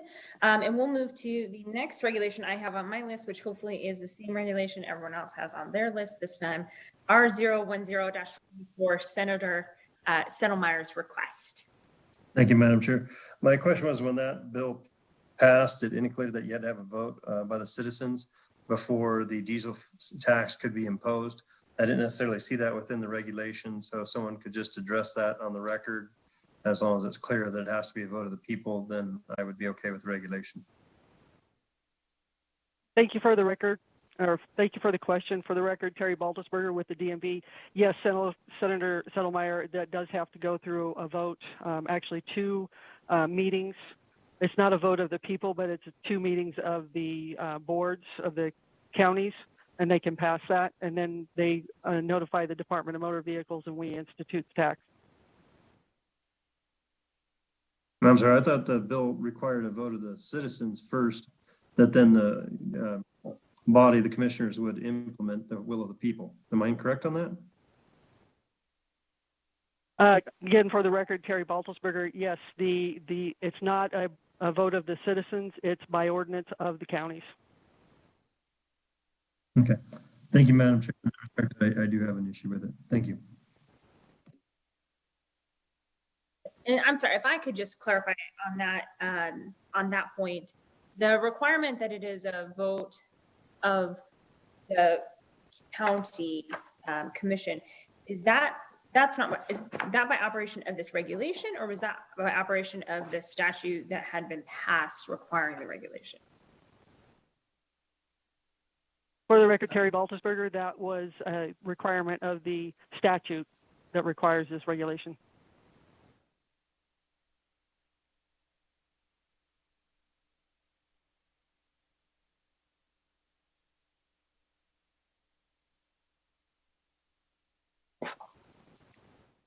So nothing in this regulation has changed that from what I guess had been passed previously.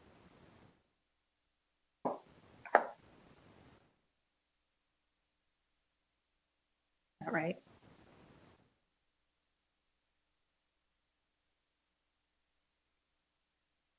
I'm sorry, what was the question? So nothing about the operation of this regulation changed that. That is, for the record, Terry Baltusberger, that is correct. This was just to add in the requirement for the system for the refunds of those taxes to the users.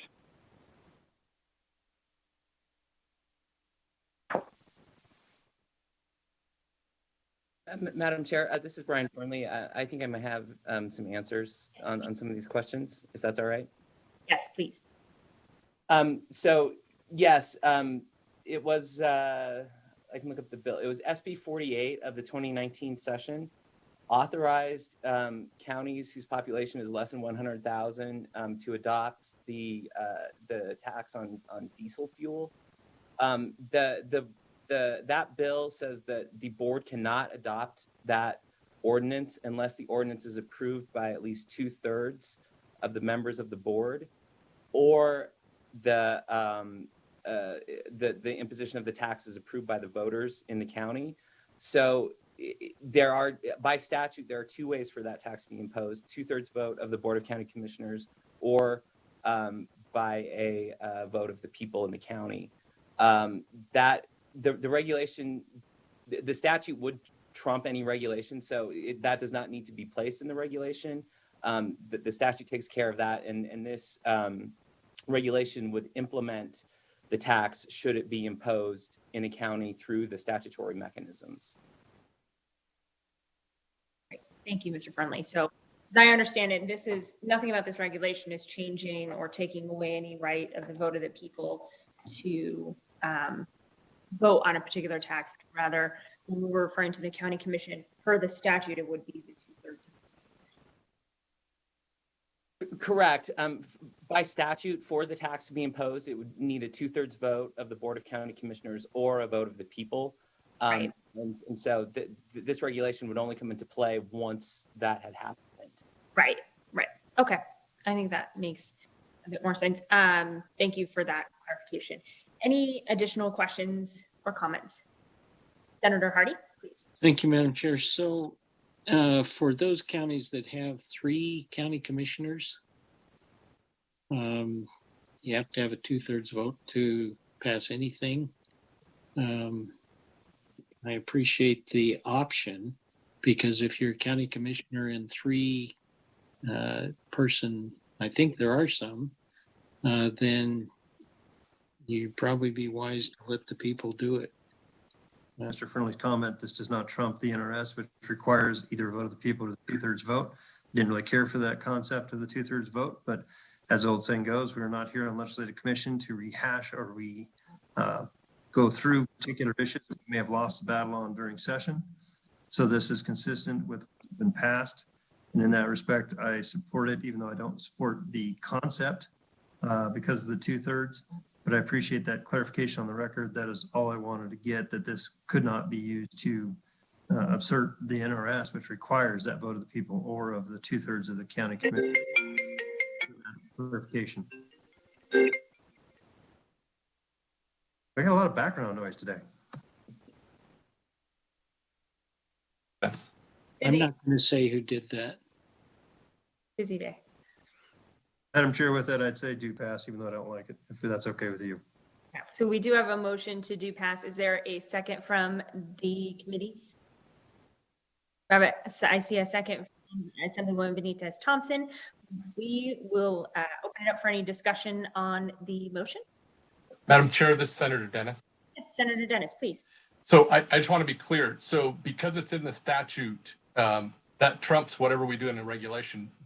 And the way I understand it is this will provide a regulation should it be passed by 2/3 of the county commission. But should it be passed by a vote of the people, does that mean they have to come back with some additional regulation on how to do that? Or does this cover that?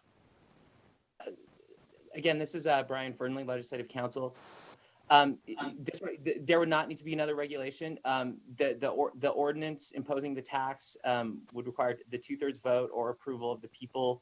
And then this regulation would implement that action should that action occur. It would implement in both scenarios. Thank you very much. Thank you, Madam Chair. Any further discussion on the motion? Seeing none, Madam Secretary, if you could call the roll call vote. Assemblywoman Benitez Thompson. Yes. Assemblywoman Carlton. Yes. Assemblyman Daley. Yes. Speaker Frierson. Yes. Assemblywoman Krasner. Yes. Wheeler. Yes. Senator Dennis. Yes. Senator Hammond. Yes. Senator Hardy.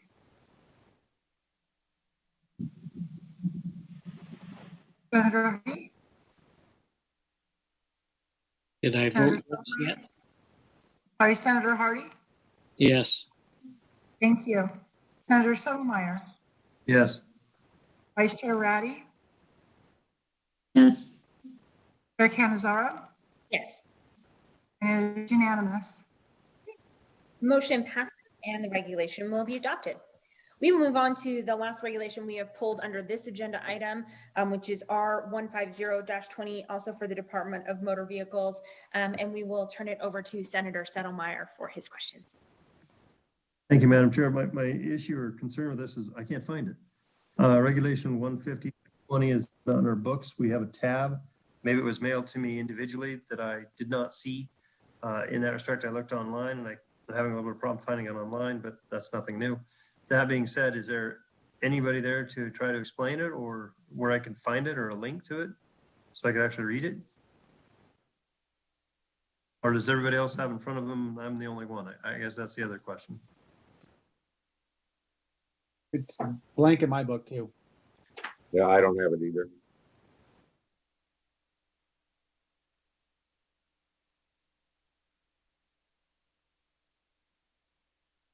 Yes, and this is Brian Fernley, Legislative Counsel again. That was one that we received that was emailed to all of the commission members. I'm looking for the date on it. It looks like it should have been emailed to the commission members on Tuesday. So today's Thursday, so it should have been emailed on Tuesday. And it is on, if you follow the link on the agenda, the regulations, it should be there as well. That's where I found it. I'm sure with that, I won't belabor the point. I will be voting no. The fact that to me, it violates the open meeting law process because we have not had it sufficiently for enough days for notification in the general public, I find problematic. I haven't read it at all. And I'm not saying it's good or it's bad. I just think it's flawed and should be delayed until the next legislative commission meeting so that there's appropriate time for the general public to be able to see it and not have any questions about the open meeting law. In that respect, that's where I'm at this point in time. Thank you, Madam Chair.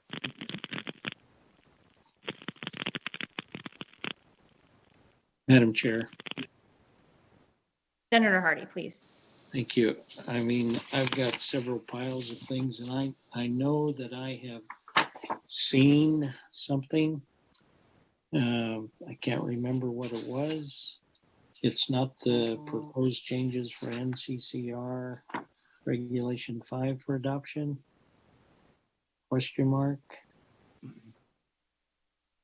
I've got several things that I'm looking at.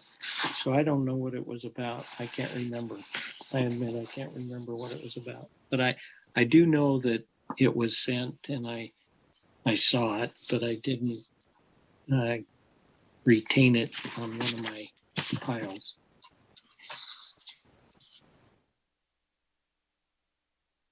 And I guess I want to clarify if there are a number of folks who have not been able to read this. Like I said, I am seeing it is online.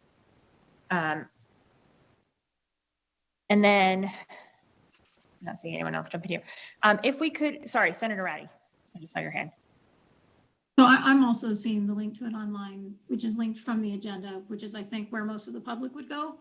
I guess what my question is when was it posted for the public?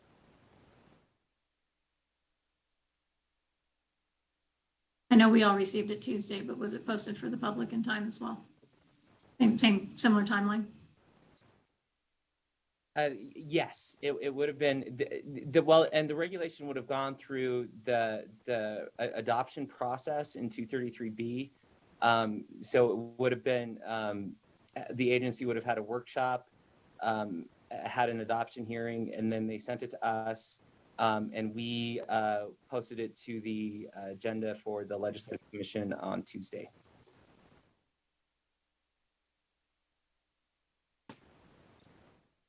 Just for my own edification, what was it about?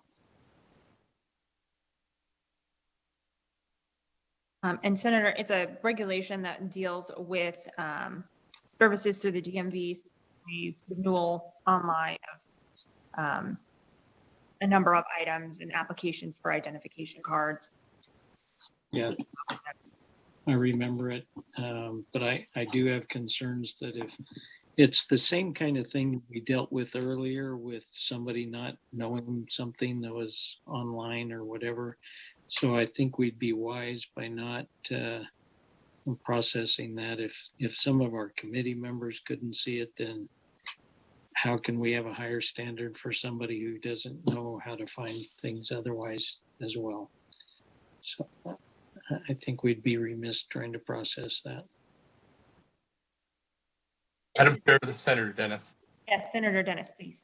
So the way I read this particular one, and maybe we can have DMV speak to this, but it seems to me that this is allowing for folks to be able to, that weren't eligible before for alternative type services, to be able to do that. And in the situation that we're in right now with the wait list that we have at DMV, I'm just wondering what a delay in this will do to being able to get more people to be able to get their, what they need to through the electronic means that they're asking for in this regulation.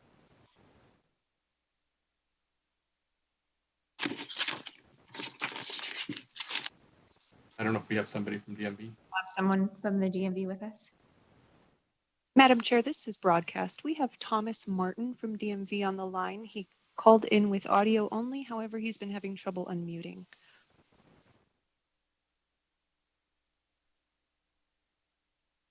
Mr. Martin, if you can press *6, if that might work. Please try *6 to unmute, sir.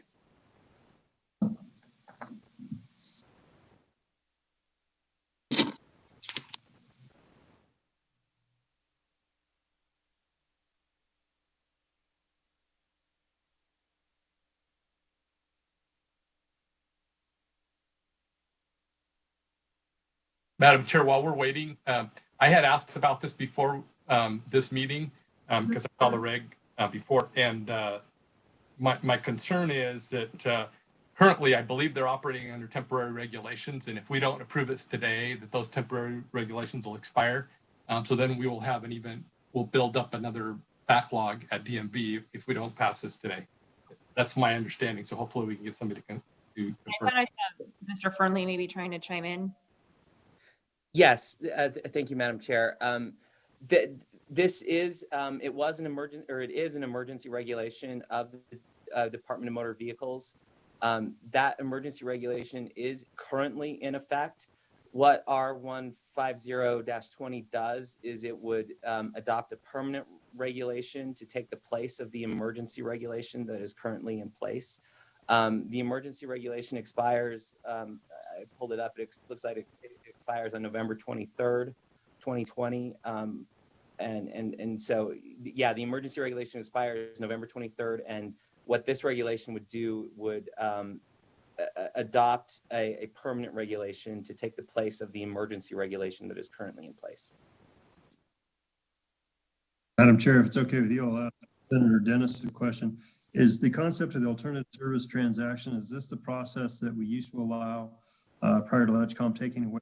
One person could come in and do the paperwork for other individuals in order to help facilitate them because they had created kind of their own business doing this, because of the fact that, so many of us go to the DMV and we don't necessarily have the right form or the right paperwork, and this side business kind of developed in order to help individuals with this process. Is that what I'm thinking about, or is this something different?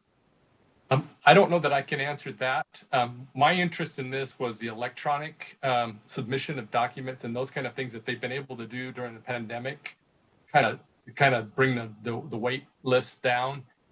So that's what I was looking at. As far as that, what you're referring to, I didn't ask about that, so I'm not sure that that's whether that is or not. I guess DMV would have to answer that. But yeah, like I said, my concern was being able to do some of the electronic things that they've been able to allow people to do, where in the past you had to come in person to turn that paperwork in. This allows for some of that. Thank you, Madam Chair. Madam Chair, for the record, this is Thomas Martin from the Nevada DMV. I had phone issues right as it was time to speak, so I am just now getting reconnected. So I'm here to answer the questions and kind of get everything on track here.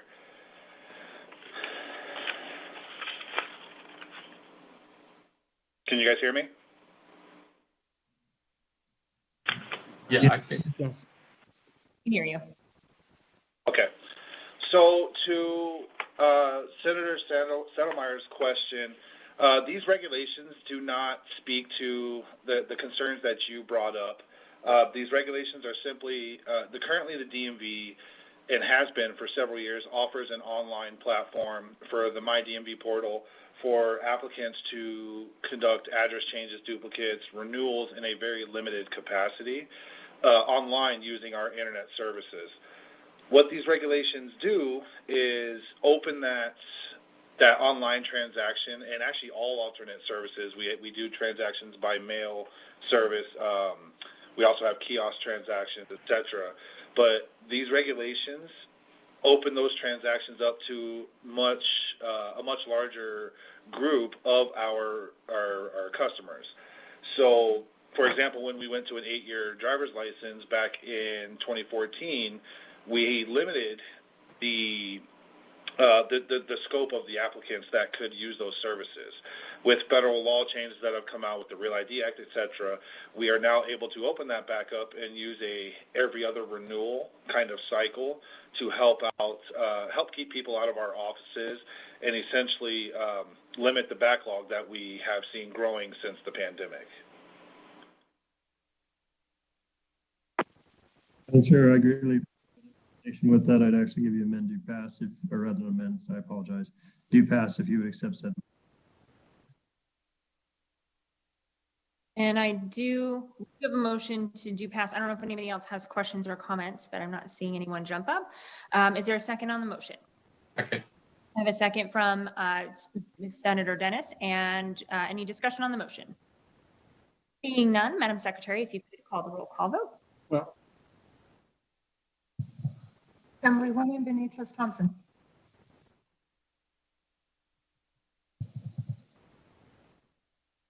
Assemblywoman Benitez Thompson. Assemblywoman Carlton. Yes. Assemblyman Daly. Yes. Speaker Frierson. Yes. Assemblywoman Krasner. Yes. Assemblyman Wheeler. Yes. Senator Dennis. Yes. Senator Hammond. so I'm going to jump in real quick. I've got a quick question because my computer was freezing on everybody a little bit. I actually heard Senator Settlemeyer say something about amendment. Did he say amend and do pass? No, it's just a do pass motion. Okay. Okay. I'm working confused there. I just finally got through the regulation. All right. Yeah. Yes. Thank you. Senator Hardy. Yes. Senator Sotomayor. Yes.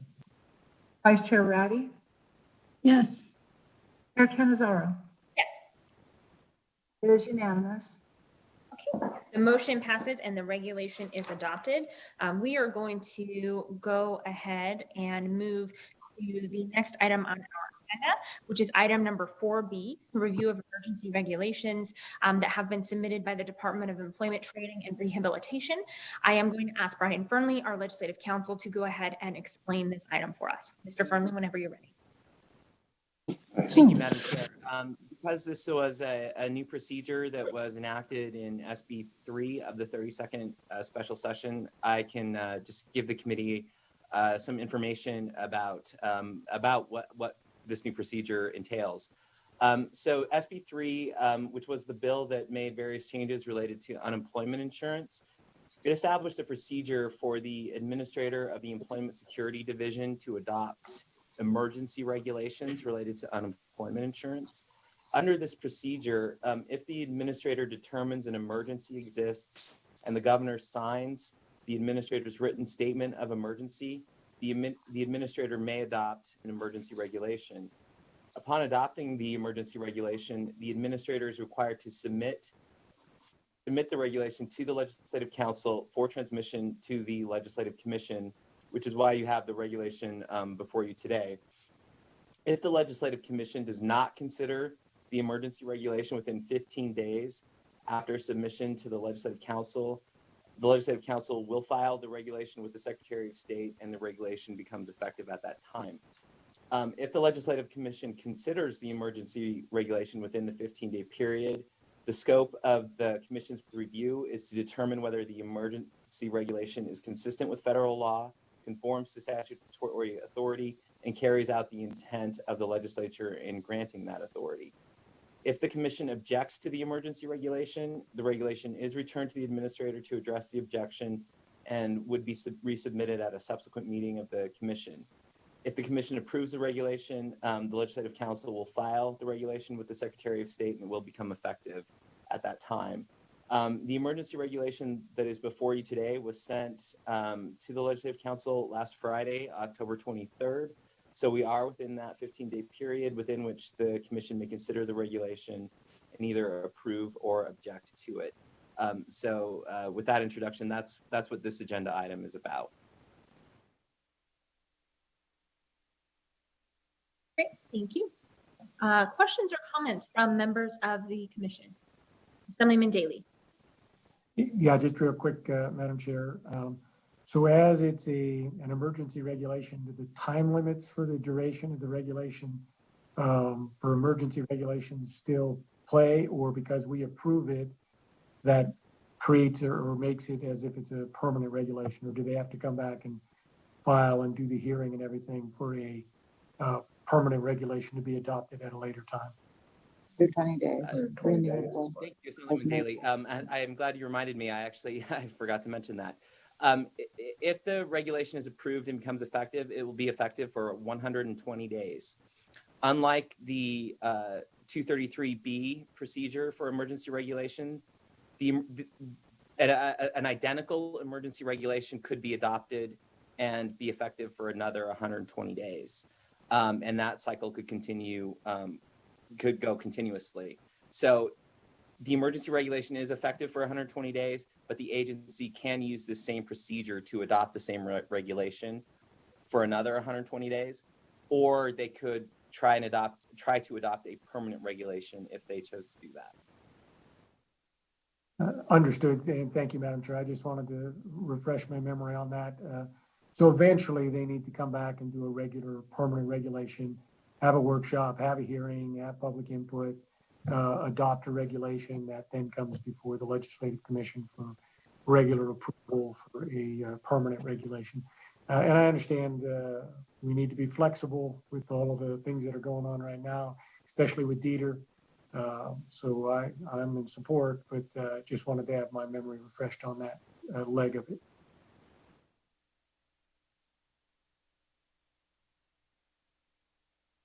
Any additional questions or comments from members of the commission? I am not seeing any.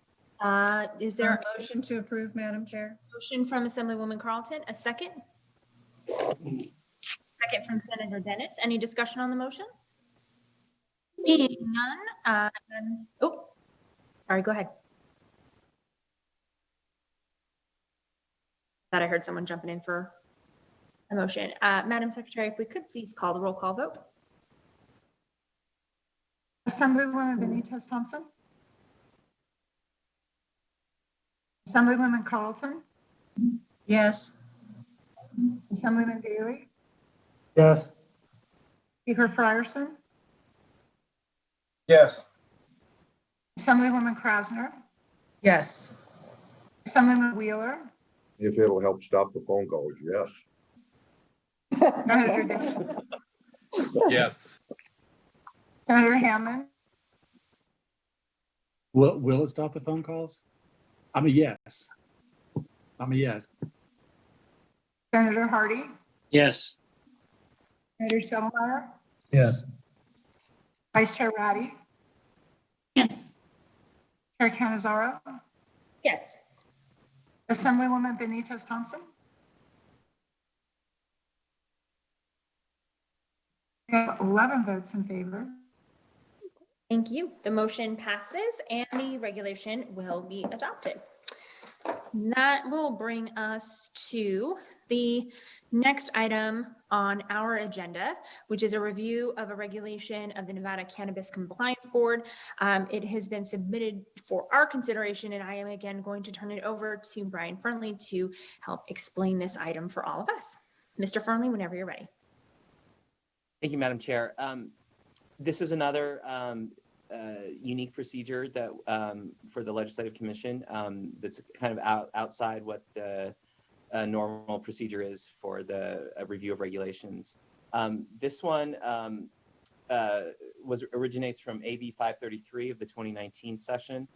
Under NRS 233B.039, as amended by AB 533, the Cannabis Compliance Board is exempt from the provisions of Chapter 233B of NRS, including the provisions of that chapter that require the submission of regulations to the LCB for drafting, and the provisions requiring review and approval of regulations by the Legislative Commission or the subcommittee to review regulations.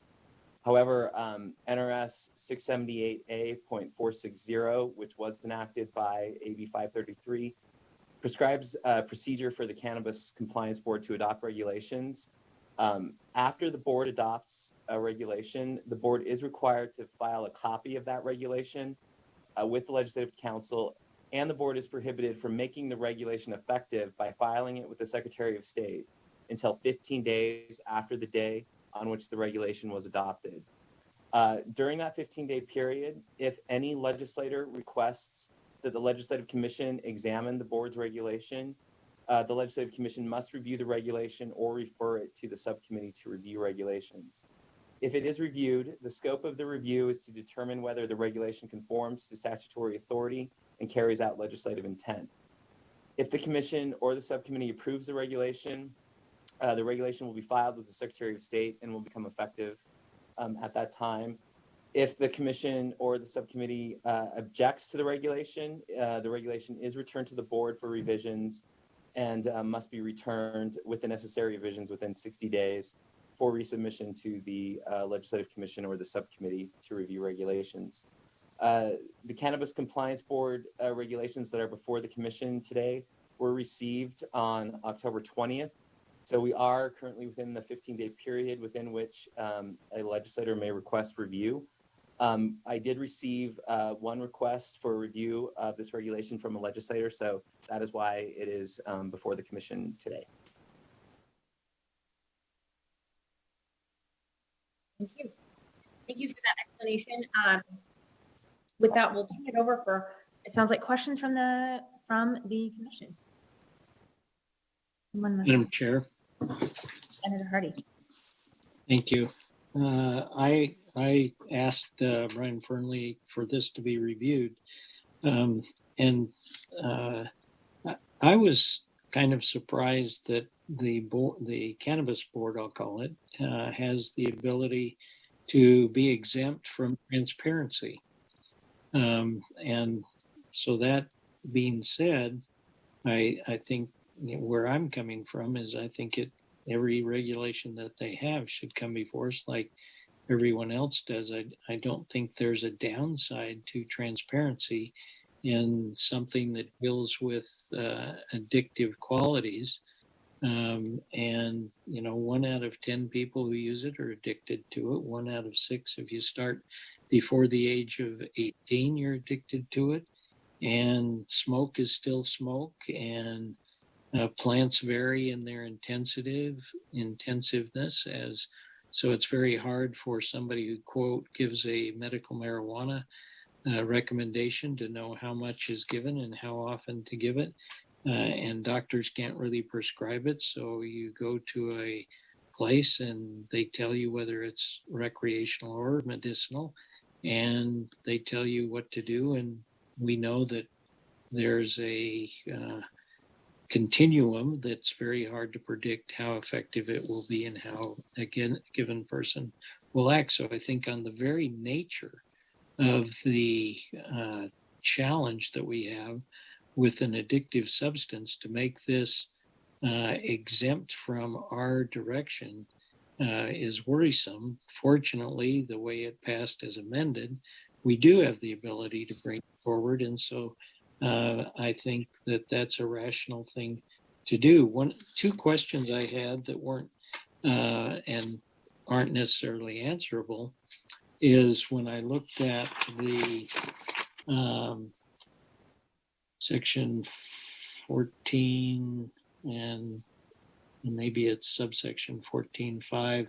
I don't have the whole bill before me, but I think what I had a problem with when it says anybody who has even less than a 5% ownership in a company that does the cannabis, that the board may require them to get a license.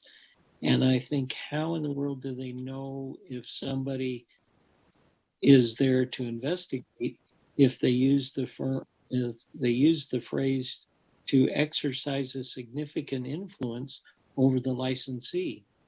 A significant influence over the licensee may be a boyfriend or a girlfriend or a child who says, Dad, Mom, or Sweetie, I think you should do this. And the owner then is in a position to keep his family member happy. And the board, the cannabis board, never knows that. And so I have a major problem with having, quote, a board may, but doesn't have any incentive or any direction or any stated, I have to find out who owns a part of this this enterprise that deals with a federally illegal to use drug. So I will be voting no on this, and recognizing that the Cannabis Board, bless their hearts, has a huge challenge ahead of them, making sure that we do this legally. And but I think unless the board has the ability to investigate somebody who is even less than a 5% owner or exercises influence over such a person who owns, I think we've got a gaping hole that people can take advantage of in the state of Nevada. So I will be voting no on this.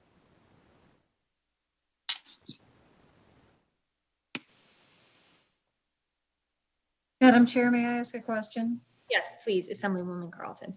And thank you, Madam Chair, and this is probably to Mr. Fernley. So it was my understanding that a lot of the things that we put in for the Cannabis Compliance Board mirrored the Gaming Control Board, and that there are some things that will come before us and some things that won't because of the nature of the business. So is my recollection correct, Mr. Fernley? Yes, Assemblywoman Carlton, you are correct. The bill was modeled on the Gaming Control Board provisions of NRS. Specifically, the Gaming Control Board is exempt also from the provisions of 233B. So with a few very small exceptions, their regulations do not come to the LCB for drafting and are not put before the Legislative Commission for review and approval. This provision in the original version of AB 533, this procedure for Legislative Commission review was not in the original version of AB 533. It was amended into the bill during session to allow a legislator to request review of the Legislative Commission. So that is a difference from the Gaming Control Board in that the Legislative Commission can review regulations upon request of a legislator. 678A 460 also does lay out the procedure for the Cannabis Compliance Board to adopt regulations, and it does include posting notice and having a meeting to consider posting the regulation for the public and having a meeting, a public meeting at which the regulation is heard. But yes, Assemblywoman Carlton, you're correct. This was modeled on the provisions governing the Gaming Control Board. So it would be my just common sense figuring out on this that there's actually more transparency here than there is with the Gaming Control Board. If you compare the two with the statement that you just made. With the difference between the Gaming Control Board and the Cannabis Compliance Board is this procedure where a legislator can request that the Legislative Commission hear the regulation and within 15 days after it's submitted to the Legislative Council. So I guess in that sense, there is more opportunity for the Legislative Commission to consider Cannabis Compliance Board regulations than there would be Gaming Control Board regulations. Okay, thank you. And in my in my estimation, that I believe there is more transparency than less. So I just wanted to make sure that we got that on the record. Thank you very much, Mr. Fernley. Thank you, Madam Chair. Thank you. Any additional questions from members of the commission? Assemblyman Daley, please.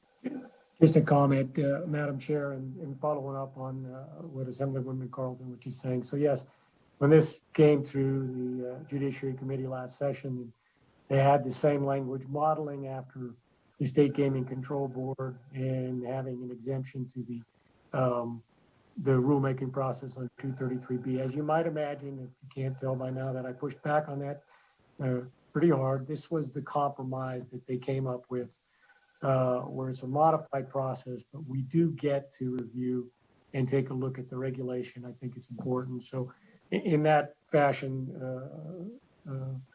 Assemblywoman Carlton is correct. It is more transparent, less transparent than the Gaming Control Board, but we do have that ability. And, you know, I think I've mentioned this before, we should have a standing request to review their regulations if they come to us in that timely fashion so that we can go through this process. But there were some arguments in the compromise they made with this to have an expedited process where they could go through and make their regulations without the normal procedures. So this was a compromise, and I'm satisfied with it. It seems to be working. This is the second time we've seen their regulations, and so apparently it's working as designed. So just a comment there. Thank you. Madam Chair.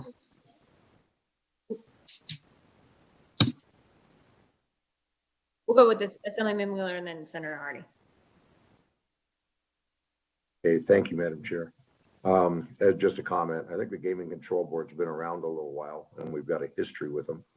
And so, you know, we know basically what they're doing.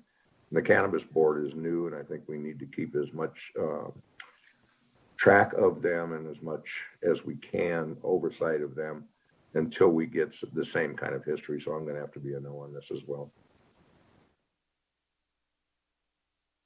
Senator Hardy. Thank you, Madam Chair. There is more transparency than the Gaming Control Board in that if we find out that they passed a regulation, then we can say we would like it to come before us. But if we don't, and I would just ask each one of you, your own head, did you know that there was a regulation that passed?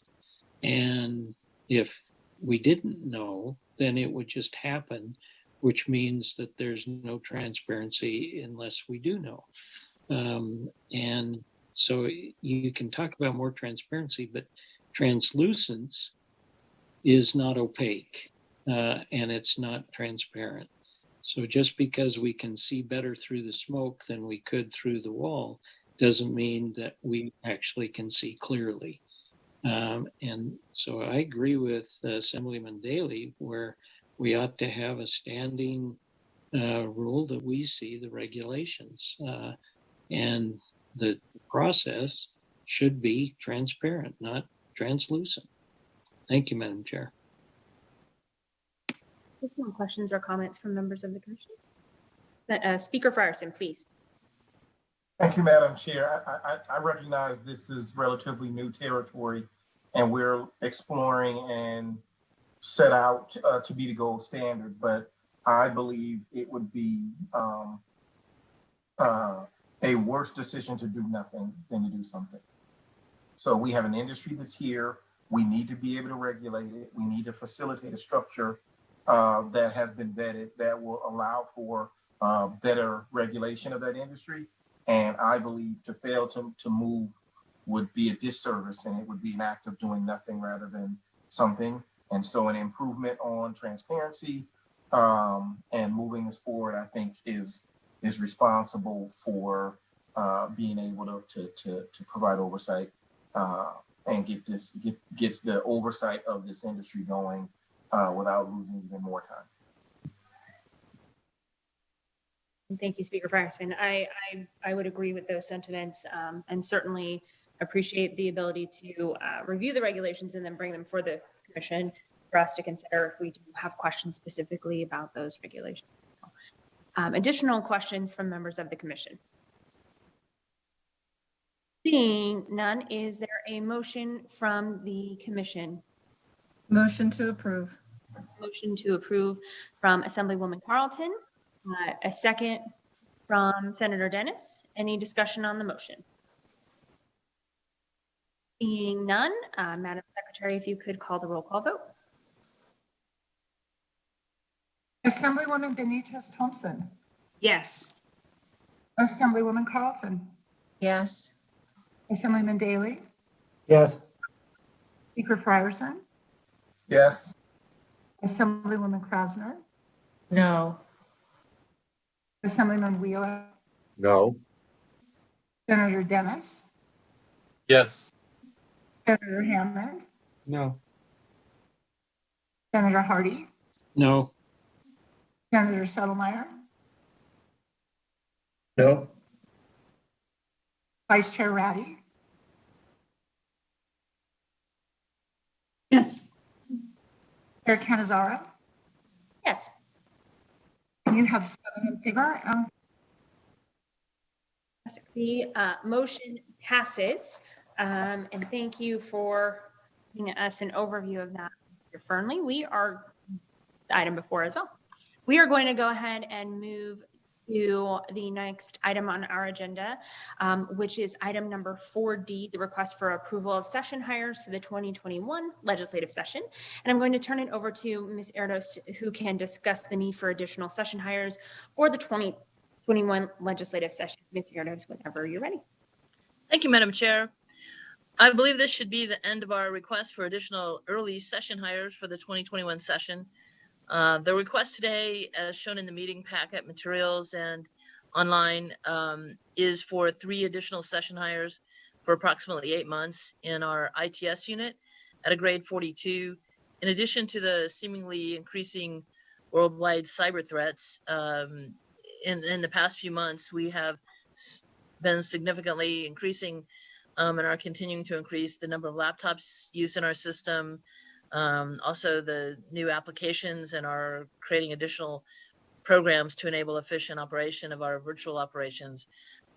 We believe these positions are necessary to ensure the security of our computer system, and are seeking approval of the Legislative Commission for these positions today.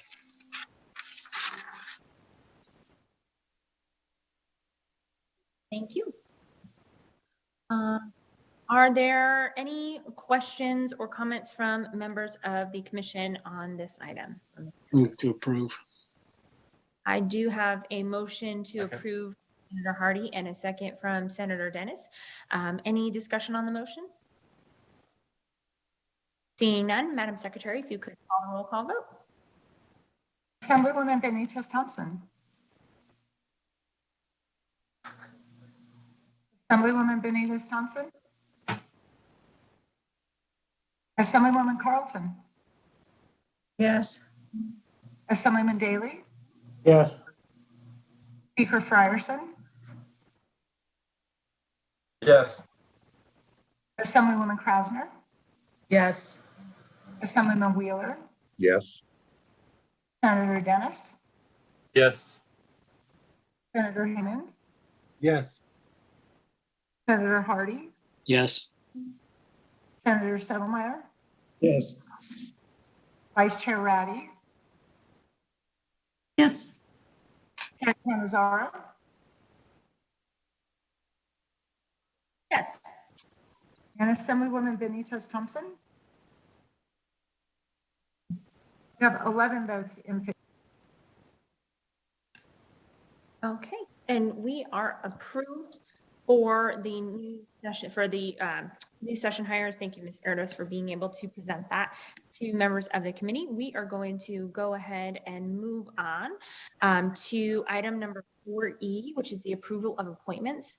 Under this item of the agenda, we have the need to appoint a member to the Task Force on Alzheimer's Disease, which is created by NRS 439.5083. With the retirement of Senator Joyce Woodhouse and her alternate, who is Senator David Parks, there is a need for the commission to appoint a replacement for Senator Woodhouse on the task force on Alzheimer's disease, because there is a meeting coming up shortly.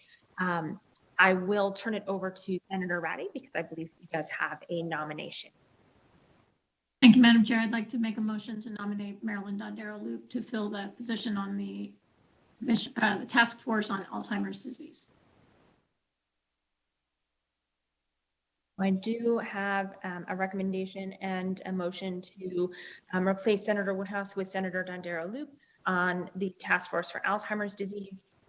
Any questions or comments from members of the commission on that motion? Second. I do have a second on the motion from Senator Hardy. Any discussion further from the commission? Seeing none, Madam Secretary, if you could please call the roll call vote. Assemblywoman Benitez Thompson. Assemblywoman Carlson. Yes. Assemblyman Daly. Yes. Speaker Frierson. Yes. Assemblywoman Krasner. Yes. Assemblyman Wheeler. Yes. Senator Dennis. Yes. Senator Hammond. Yes.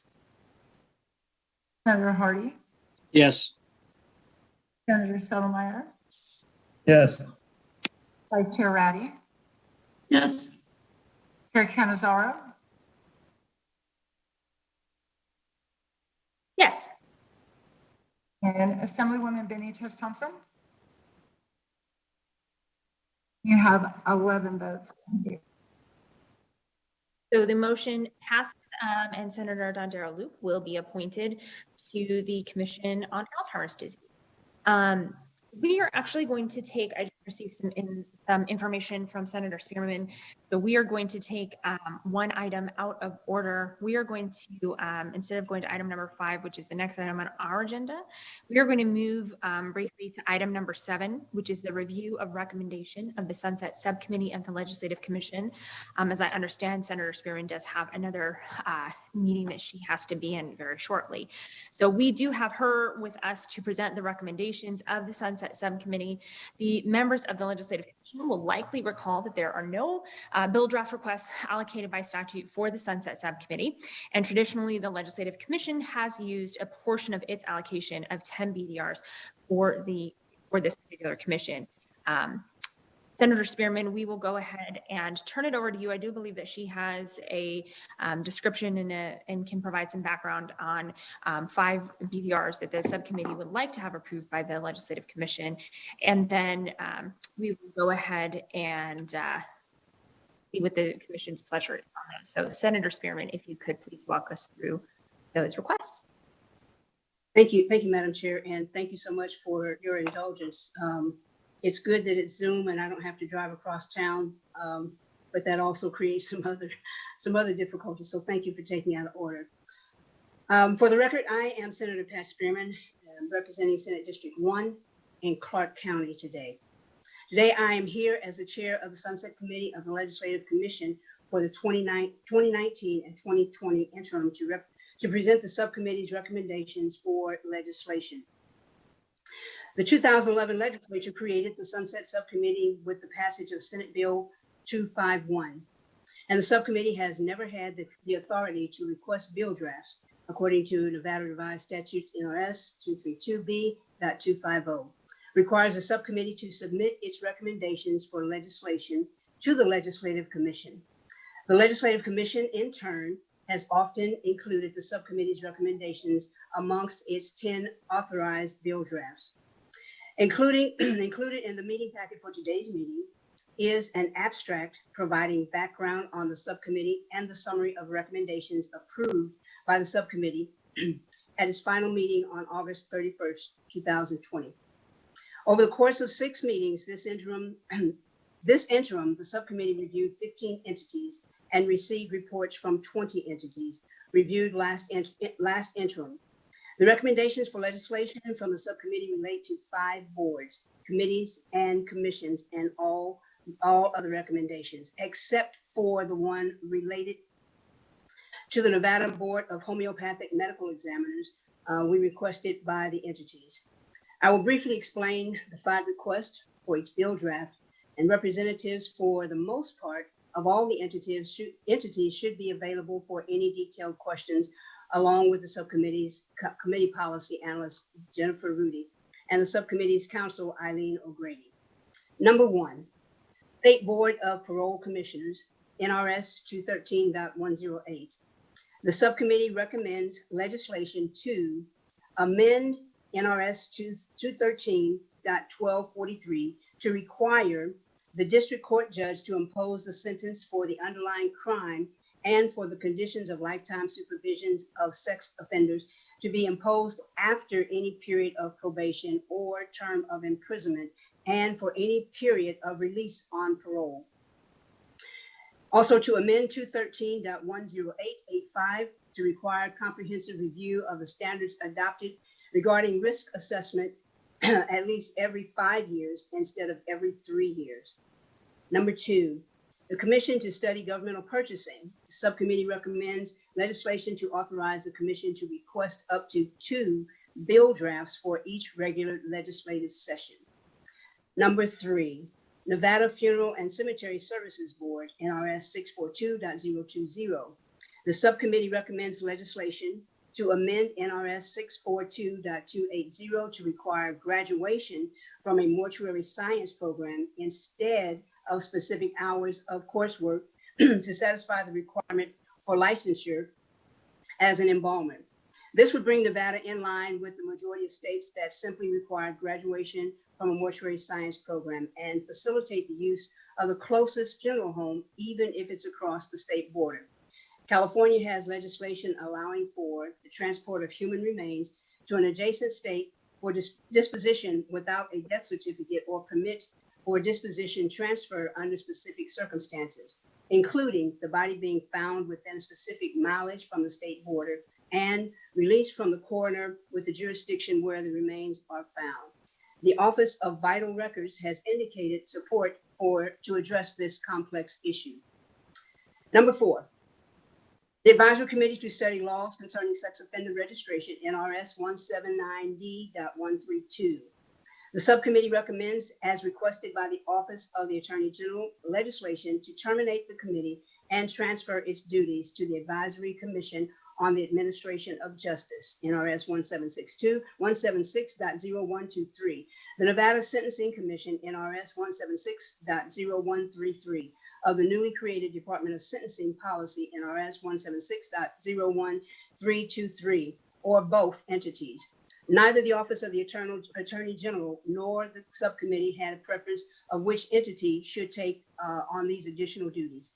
Number 5, finally, the subcommittee voted to require the Nevada Board of Homeopathic Medicine Medical Examiners, NRS 630A.100, to report to the legislature on or before the first day of the 2021 session on its progress implementing the provisions of Senate Bill 98 in 2019. Further, the subcommittee recommends that a bill draft be requested in case the report does not indicate that the total of the provisions of SB 98, including the appointment of new board members to replace all members serving at the time the legislation was enacted, have been completed. Such a bill draft request would terminate the board and transfer the responsibility for regulating the practice of homeopathic medicine to the State Board of Health, as proposed in Senate Bill 98 as introduced. Thank you, Madam Chair. And these recommendations for legislation represent considerable work by the subcommittee of this interim, and I appreciate the consideration that the Legislative Commission has. I'm happy to answer any questions, and as noted previously, representatives from the entities should still be online for any detailed questions, and the subcommittee staff is available too. Thank you, ma'am. Thank you, Senator Spearman. At this point in time, we will turn it over to members of the commission for questions, but I just did want to clarify, at least my understanding, this is a vote to allow for those DDRs to be processed. Obviously, we would have separate consideration of the particulars and the policy behind each of those during the legislative session and ultimately take votes on that. Vote today, as I understand it, and I'm sure that Ms. Erdos can correct me if I am wrong, or Mr. Burnley will as well, that this is a vote to allow for these DDRs to be submitted, and then the legislative body would consider them during the 2021 session.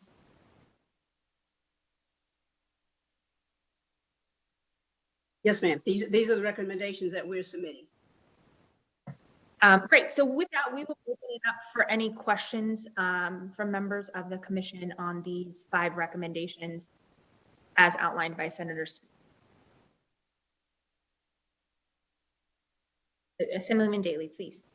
Madam Chair, not necessarily a question, just a comment on recommendation number 2 regarding the government purchasing folks and their getting 2 bill draft requests. I opposed that in the committee when we were sitting as the Sunset Subcommittee. I don't support that portion of it going forward today. I'm sure that's not a surprise to Senator Spearman, but anyway, I can expound on that more if you'd like, but I don't support that going forward. And yes, I do understand that this is just allowing a bill to be drafted and that it would go through the regular committee process and introduction and vetting and all of that stuff. I'm still not in favor of that recommendation. Additional questions or comments from members of the commission? Assemblyman Wheeler, please. Oh, thank you, Madam Chair. I just wanted to say that while I don't agree with some of them, this goes through a process where we're going to take it to committee. We're going to look at it. It may make committee. It may not make committee. So I don't really have a problem with it.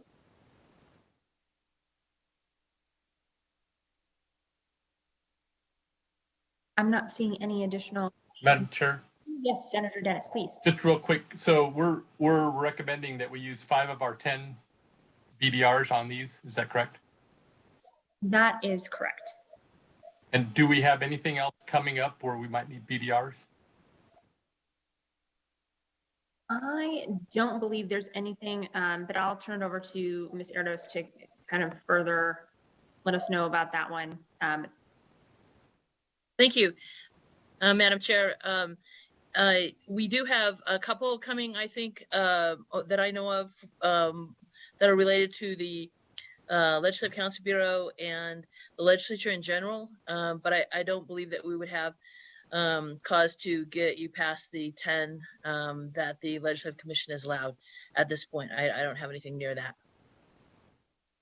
Thank you, Madam Chair. I just want to make sure we weren't going to have something else coming up. And if we locked these 5 in, we wouldn't be able to consider those other ones, since we don't know what they are yet. Madam Chair, you ready to take a motion? Yes, Senator Settlemeyer. You pass? All right, agree with the motion for the 5 BDR request. And we do have a motion to approve the 5 BDR requests as just outlined by Senator Spearman on behalf of the Sunset Subcommittee of the Legislative Committee. And I heard a second. I have a second from Senator Ratty. Any discussion on the motion? Seeing none, Madam Secretary, if you could please call the roll. Assemblywoman Benitez Thompson. Yes. Assemblywoman Carlton. No. Assemblyman Daley. No. Speaker Frierson. Yes. Assemblywoman Krasner. Yes. Assemblyman Wheeler. Yes. Senator Dennis. Yes. Senator Hammond. Yes. Senator Hardy. Yes. Senator Settlemeyer. Yes. Vice Chair Ratty. Yes. Chair Canizaro. Yes. You have 10 in favor and 2 opposed. The motion passes and we will go ahead and have those BDRs to be submitted. Thank you, Senator Spearman, for being with us. We are going to move back to, no, thank you. We will move back to our spot on the agenda before we took this item out of order. We are on item number 5, which is litigation. And we do have a litigation report to be presented by Mr. Kevin Powers, so we will turn it over to him to go ahead and update us. Thank you, Madam Chair. For the record, Kevin Powers, General Counsel, LCB Legal Division. I know it's been a long meeting, but we do have several cases to go through, and I will try to move through them as quickly as possible. Under agenda item 5A, the first case is Morency versus State in the Nevada Supreme Court. In this case, the plaintiffs are challenging the constitutionality of AB 458 of the 2019 legislative session. AB 458 revised the amount of tax credits that are available under the Nevada Educational Choice Scholarship Program. Those tax credits are found in subsection 4 of NRS 363A.139 and 363B.119, and they are generally referred to as the subsection 4 tax credits. Through the passage of AB 458, the legislature froze the subsection 4 tax credits at their existing amount of $6.655 million. The legislature also eliminated potential future 10% increases that were not legally operative and binding yet, because they would not lawfully go into effect and become legally operative and binding until the beginning of future fiscal years. Because AB 458 froze those subsection 4 tax credits and eliminated the potential future annual increases for future fiscal years, the plaintiffs claim that AB 458 created, generated, or increased public revenue, and the bill violated Article 4, Section 18 of the Nevada Constitution because the bill did not receive a 2/3 majority vote in the Senate. On May 20th, 2020, the district court entered an order granting summary judgment in favor of the state and the legislature and upholding the constitutionality of AB 458. In its order, the district court found that AB 458 did not increase public revenue because the bill froze the amount of subsection 4 credits at their existing amount of $6.655 million. The district court thus concluded that AB 458 was not subject to the 2/3 requirement. After the district court entered its order, the plaintiffs filed a notice of appeal to the Nevada Supreme Court. On October 26, 2020, the parties completed their briefing for the appeal. The parties are awaiting a Nevada Supreme Court determination of whether it will hear oral arguments in the appeal or whether it will decide the appeal on the briefs without oral argument. This is the first of the pending 2/3 requirement cases. It is possible that the Nevada Supreme Court will coordinate this case with the next case we're going to discuss that also involves the 2/3 requirement in Article 4, Section 18. So moving on then to agenda item number 5B, there are two cases that will be combined. So I'll combine agenda item number 5B and agenda item number 5C. That is Settlemyre versus State of Nevada, which is in the First Judicial District Court, and Legislature of the State of Nevada versus Settlemyre, which is in the Nevada Supreme Court. In the district court case, the plaintiffs challenged the constitutionality of Senate Bill 542 and Senate Bill 551 of the 2019 legislative session. Plaintiffs claim that these bills created, generated, or increased public revenue, and they violated Article 4, Section 18 of the Nevada Constitution because the bills did not receive a 2/3 majority vote in the Senate. The plaintiffs include 8 members of the Senate, known as the plaintiff senators, who voted against SB 542 and SB 551. And the plaintiffs also include several private businesses, associations, and other entities that pay or whose members pay certain taxes and fees associated with the two bills. The plaintiffs named several state officers and agencies, the executive branch and legislative branch, as defendants in their official capacity. The executive branch defendants include the lieutenant governor, the Nevada Department of Taxation, and the Nevada Department of Motor Vehicles, because those two agencies administer the provisions of SB 551 and SB 542. The executive branch defendants are represented in the litigation by the Office of the Attorney General. The legislative branch defendants are Senator Cannizzaro in her official capacity as Senate Majority Leader and Claire Clift in her official capacity as Secretary of the Senate. In addition, the legislature is a defendant intervener. All of these legislative branch defendants are represented by LCB Legal as their statutorily authorized counsel under NRS 218.720. On September 21st, 2020, the district court heard oral arguments on the parties' dispositive motions on the merits of the constitutional 2/3 issue. On October 7th, 2020, the district court entered an order and final judgment adjudicating all the claims of all the parties and granting final judgment in favor of the plaintiffs on their claims for declaratory and injunctive relief challenging the constitutionality of SB 542 and SB 551. In its order and final judgment, the district court found that the language of the 2/3 requirement was clear and unambiguous, and that SB 542 and SB 551 generated public revenue in any form within the plain meaning of the 2/3 requirement.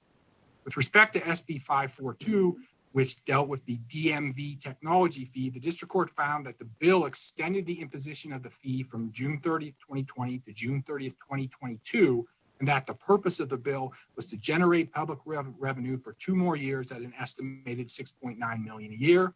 The district court concluded that but for the passage of SB 542, those funds would not have been produced and they would not exist.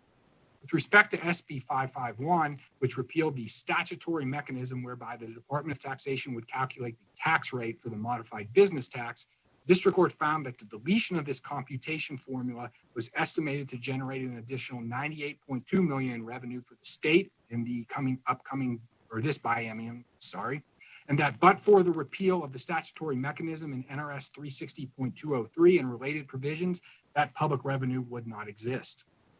Finally, the district court found that while there's a concept of legislative deference, that deference does not exist to violate the clear meaning of the Nevada Constitution. Consequently, the district court declared that SB 542 and SB 551 violated Article 4, Section 18.2 of the Nevada Constitution because the bills were not passed by the Senate by a 2/3 vote. The district court declared SB 542 and Sections 2, 3, 37, and 39 of SB 551 to be unconstitutional and invalid. However, the district court declared that under the severance doctrine, the remaining provisions of SB 551 are severed and remain in effect. In its order and final judgment, the district court enjoined the Department of Motor Vehicles and the Department of Taxation from collecting and enforcing the fees and taxes enacted by the two bills, and ordered that all fee payers and taxpayers from whom such fees and taxes have already been collected are entitled to an immediate refund with interest at the legal rate of interest from the date collected. Additionally, in its order, the district court concluded that the plaintiffs are not entitled to recover attorney fees as special damages for bringing their claims for declaratory injunctive relief because there was not bad faith in regard to this litigation.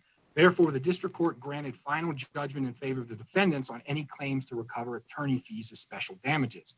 However, the district court also concluded that plaintiffs may take appropriate action to request awards of post-judgment attorney fees and costs if they desire, and the parties in that event may brief the district court further on the issue of whether the district court can grant the plaintiffs an award of post-judgment attorney fees and costs payable by the Nevada Department of Taxation and or the Nevada Department of Motor Vehicles. Finally, defendants Senator Cannizzaro, Secretary Cliff, Governor Sisolak, and Lieutenant Governor Marshall, who were being sued in their official capacities, argued that they are not necessary and proper party defendants and are entitled to absolute legislative immunity as a matter of law in this action. In its order and final judgment, the district court ordered that those defendants be dismissed from the action. So the remaining defendants are the Department of Taxation, the Department of Motor Vehicles, and the legislature. All of the individual defendants of the executive and legislative branch were dismissed by the district court's order. On October 8th, 2020, plaintiffs filed a notice of entry of the district court's order and final judgment. Because the declaratory and injunctive relief ordered by the district court was effective immediately, the chair of the Legislative Commission directed the LCB Legal Division under NRS 218F 720 to take all actions necessary for the legislature to appeal the district court's order and final judgment and to seek a stay pending appeal of the district court's order as soon as possible. On October 9th, 2020, the legislature filed its notice of appeal with the Nevada Supreme Court. On that same day, the Department of Motor Vehicles and the Department of Taxation filed their notice of appeal with the Nevada Supreme Court. On October 12th, 2020, the legislature and the state departments filed in the district court an emergency joint motion for an administrative stay and a joint motion for a stay pending appeal. On October 13th, 2020, the district court granted the emergency joint motion for an administrative stay and the joint motion for a stay pending appeal. However, on October 20th, 2020, the plaintiffs filed a motion for reconsideration asking the district court to reconsider its order granting the stay pending appeal. That motion for reconsideration is pending in the district court and the appeal is pending in the Nevada Supreme Court. And therefore, this case is in a status where both the district court proceedings are continuing and the Nevada Supreme Court proceedings are continuing. And that litigation will likely last for the next several months as the parties move forward in the both district court and the appeal proceedings in the Nevada Supreme Court. The next item is agenda item 5D. That case is Nevada Policy Research Institution versus Cannizzaro in the 8th Judicial District Court in Clark County. In this litigation, the issue is whether state legislators are prohibited by the separation of powers provision in the Nevada Constitution from holding positions of public employment in the state executive branch or with local governments. At the last meeting of the Legislative Commission on September 18th, 2020, the Legislative Commission directed the Legal Division to take all actions that are necessary for the legislature to appear in, commence, prosecute, defend, and intervene in this litigation to protect the official interests of the legislature. On September 21st, 2020, in the interest of promoting judicial efficiency and economy, LCB Legal contacted MPRI's counsel by email correspondence and asked counsel whether MPRI would be agreeable to entering to a stipulation regarding the intervention of the legislature. On September 23rd, 2020, MPRI's counsel responded by email that MPRI was not agreeable to the proposed stipulation of the legislature's intervention. Therefore, on September 30th, 2020, LCB Legal filed the legislature's motion to intervene. On October 4th, 2020, MPRI filed its opposition to the motion to intervene, and the district court has scheduled a hearing on the motion to intervene for November 19th, 2020. Next is agenda item 5E, Lander County versus State of Nevada in the First Judicial District Court in Carson City. This case involves 3 joint resolutions proposing constitutional amendments that were passed by the legislature during a 32nd special session. Those resolutions were SJR 1, AGR 1, and AGR 2. Each of those resolutions proposed revising provisions of the Nevada Constitution relating to the taxation of mines, mining claims, and extracted minerals. In response to the passage of those resolutions, Lander County filed a complaint claiming that the legislature exceeded its constitutional authority to pass those 3 resolutions, specifically claiming that the resolutions were outside the scope of the governor's proclamation and that the resolutions were passed on an expedited basis in the special session without allowing real and meaningful input from affected parties or from the public at large, given the restrictions placed on the special session due to the COVID-19 pandemic. At the last meeting of the Legislative Commission on September 18th, 2020, the Legislative Commission directed the Legal Division to take all actions necessary for the legislature to appear in, commence, prosecute, defend, or intervene in this litigation to protect the official interests of the legislature. On October 23rd, 2020, the parties submitted a procedural stipulation to the court for approval. The procedural stipulation would grant intervention for the legislature, allow additional plaintiffs to enter the case, and establish a briefing schedule for dispositive motions for summary judgment. Today, on October 29th, 2020, in accordance with the stipulation, Lander County filed an amended complaint that added Pershing County and White Pine County as additional plaintiffs. Upon approval of the stipulation by the court, the parties will proceed in the district court with their stipulated briefing schedule for dispositive motions for summary judgment. The last case on the agenda item 5F, is Charleston versus State of Nevada in the United States Ninth Circuit Court of Appeals. In this case, plaintiffs are challenging the constitutionality of Nevada's laws that give certain less populated counties in Nevada the local option to license and regulate legal brothels. Plaintiffs claim that the state laws and the implementing local ordinances are preempted by the federal criminal laws, which involve interstate travel and illegal prostitution and sex trafficking. On October 29, 2019, the federal district court dismissed the complaint for lack of constitutional standing to pursue their preemption claims because the district court found that the plaintiffs, who were all residents of Texas, not established that Nevada's laws concerning legal brothels caused the plaintiffs any personal injury, in fact, that was traceable to those Nevada laws and redressable by the federal courts. Plaintiffs filed a notice of appeal at the Ninth Circuit. The parties have completed their briefing on the appeal, and the Ninth Circuit has scheduled oral argument in the appeal for December 9th, 2020. Thank you, Madam Chair. There was a lot of information in a short period of time. I'm certainly open for any questions for the members of the committee. Thank you. Thank you, Mr. Powers. Any questions from members of the commission? Assemblyman Wheeler. Yes, Madam Chair, it's more of a comment than a question. I think what we're seeing here is kind of an example of we're seeing some partisan representation throughout this, and I realize it's quite legal, the majority party is a majority party. But I would like us to think maybe of looking at one of our remaining BDRs to try to have actual partisan representation both during the session and in any type of lawsuits that come against us when we're against each other. And I just think that would be a little more fair, for the minority party, no matter who the minority party may be. So just something to think about. Thank you. Additional questions or comments from members of the commission? Speaker Frierson, please. I have a quick question. I should know the answers, but I don't. Mr. Powers, as we see an increasing number of lawsuits and refiling of lawsuits and revisiting of issues that have been addressed before, is there an option or is it typical for legal fees to be required of the party that does not prevail? Thank you, Madam Chair. For the record, Kevin Powers, General Counsel, LCB Legal Division.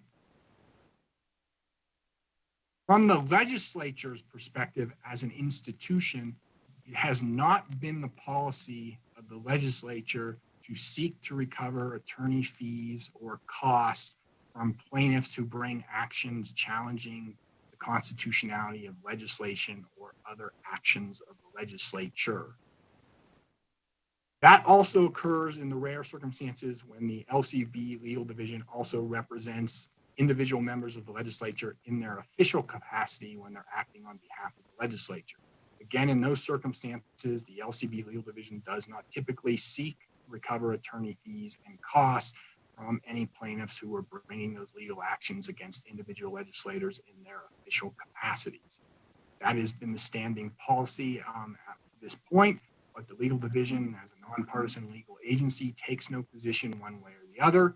Keep in mind, however, if the LCB Legal Division was directed to seek attorney fees or costs, we would have to change the way we do our timesheets and record keeping, because we right now do not keep track of individual hours spent on individual cases.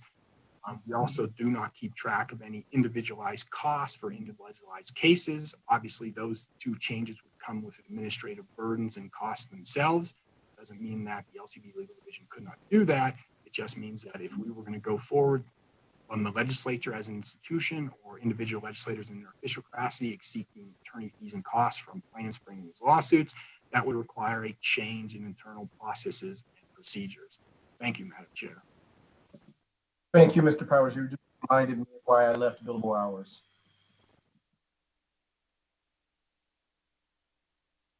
Thank you.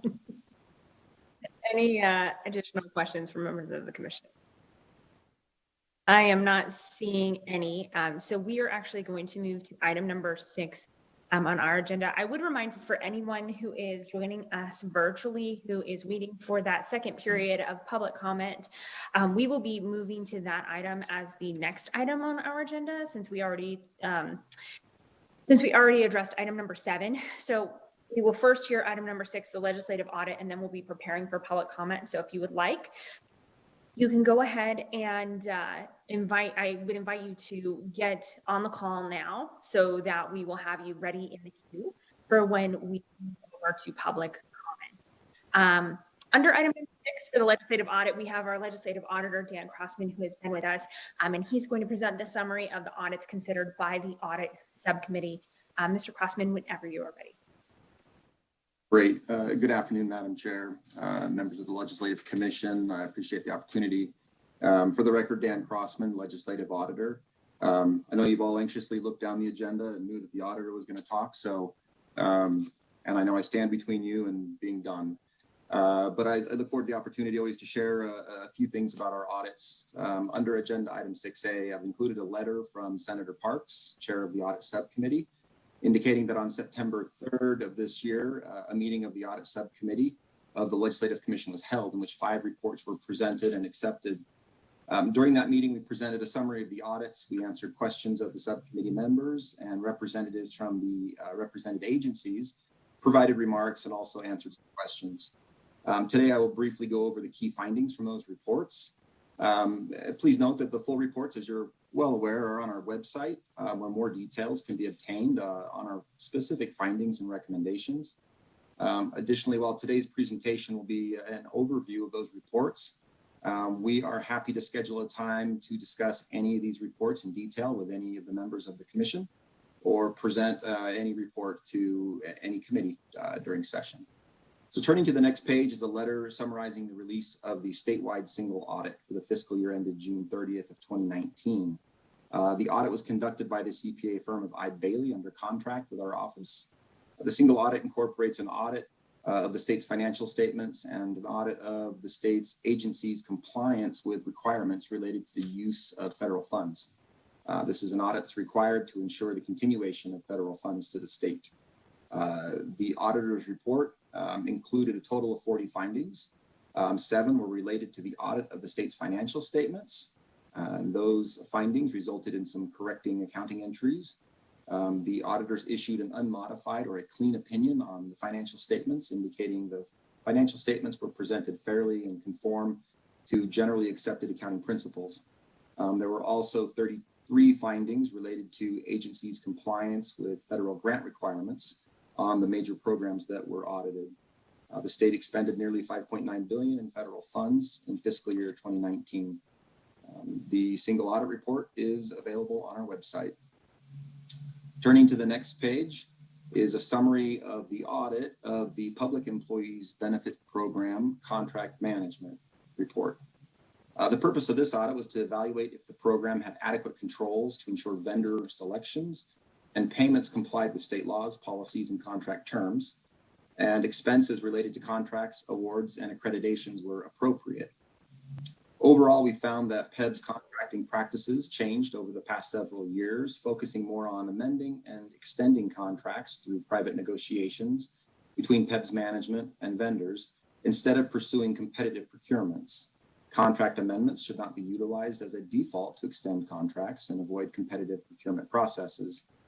State policy indicates that contracts should be competitively bid at least every 4 years.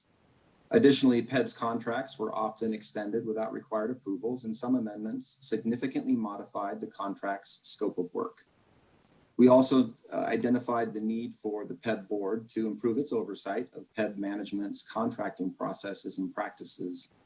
And finally, we identified some agency expenditures were unnecessary and not an efficient use of agency resources in pursuit of business awards and accreditations. We issued 5 recommendations in our report that include developing policies and procedures to ensure competitive bidding practices are employed, as well as the PEB board developing policies to ensure those competitive procurement practices occur consistent with state guidelines. The office accepted our 5 recommendations that we made to improve their operations. Turning to the next page is a summary of the audit of the Office of State Controller Unclaimed Property Program. The purpose of this audit was to evaluate their processes for collecting, administering, and returning unclaimed property. We found that they can strengthen certain processes over entities' reporting of abandoned property to the program and claims to recover assets.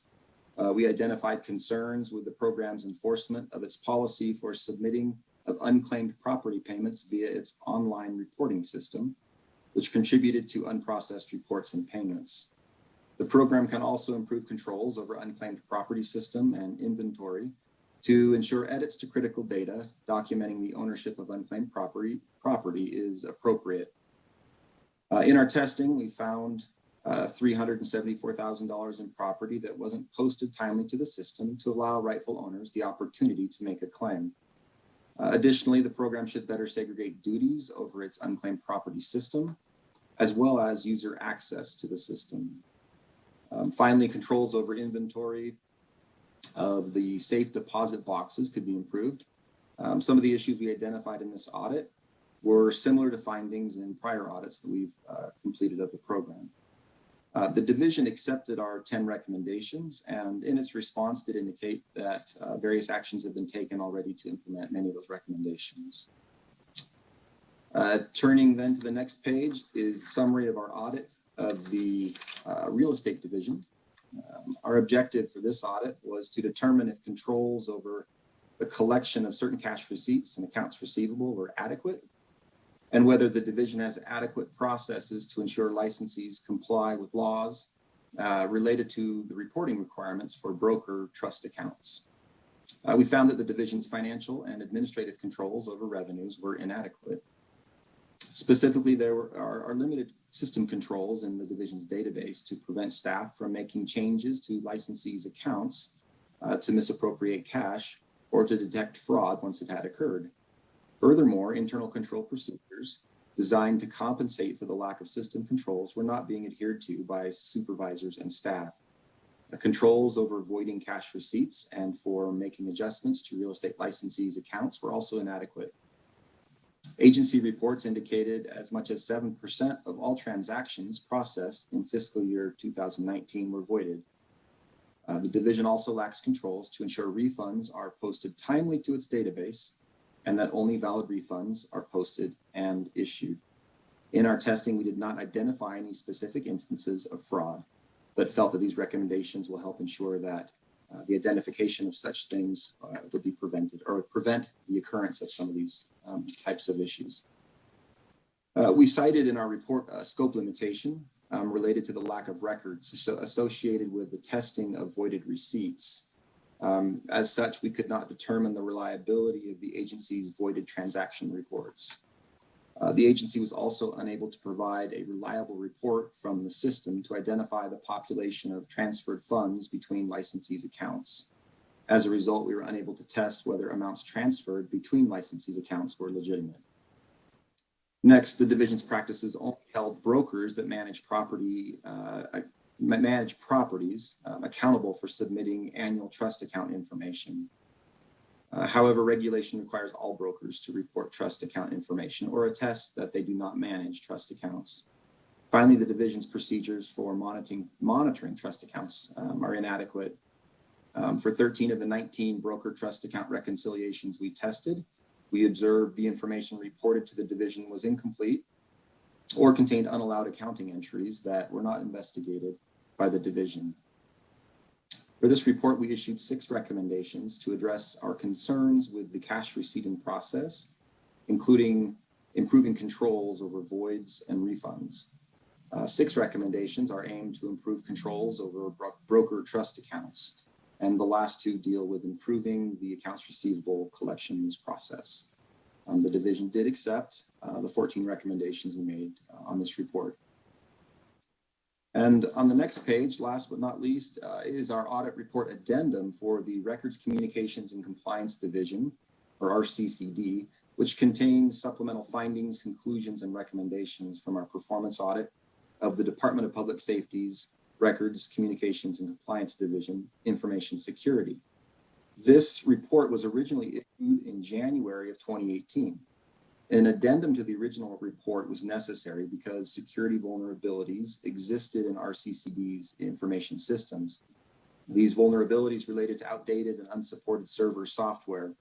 Providing details regarding those vulnerabilities at the time we published our original report would have unnecessarily exposed those information security weaknesses. As of August of 2016, we identified 19 of the 97 servers were running outdated software. As the division maintains a significant amount of information that includes criminal history, sex offender registry, and point of contact firearm information systems, the current and supported software is crucial on those servers to protect the information. So over a period of nearly 4 years, we met with representatives from RCCD, as well as Enterprise Information Technology Services Division, and monitored their progress, which was a difficult process for them, until they were able to successfully close the security vulnerabilities.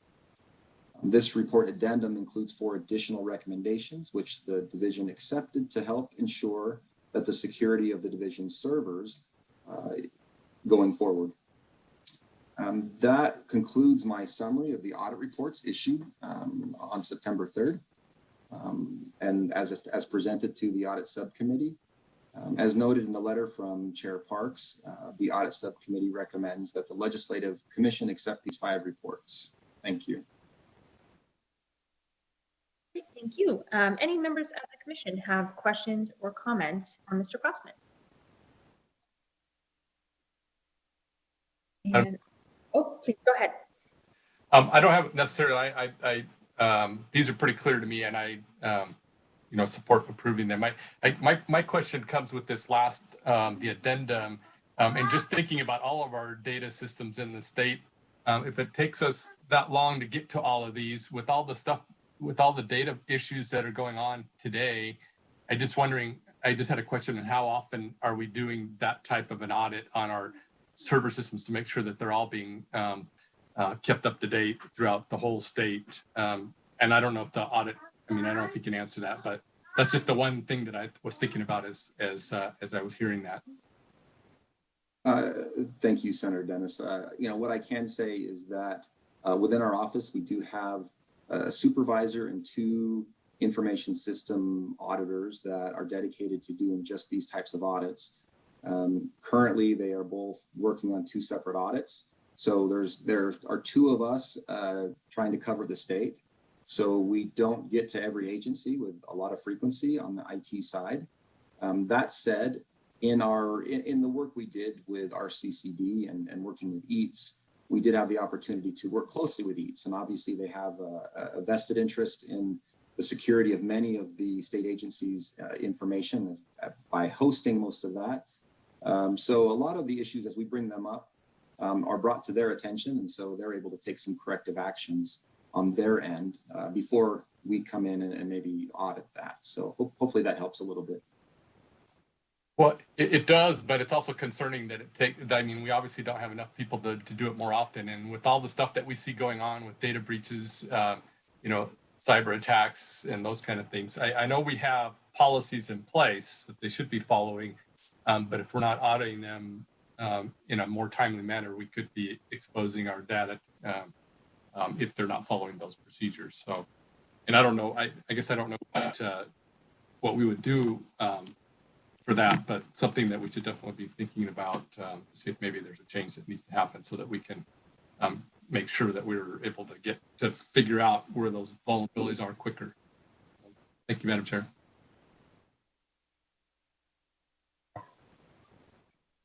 I don't see any other folks jumping up for questions or comments from Mr. Crossman.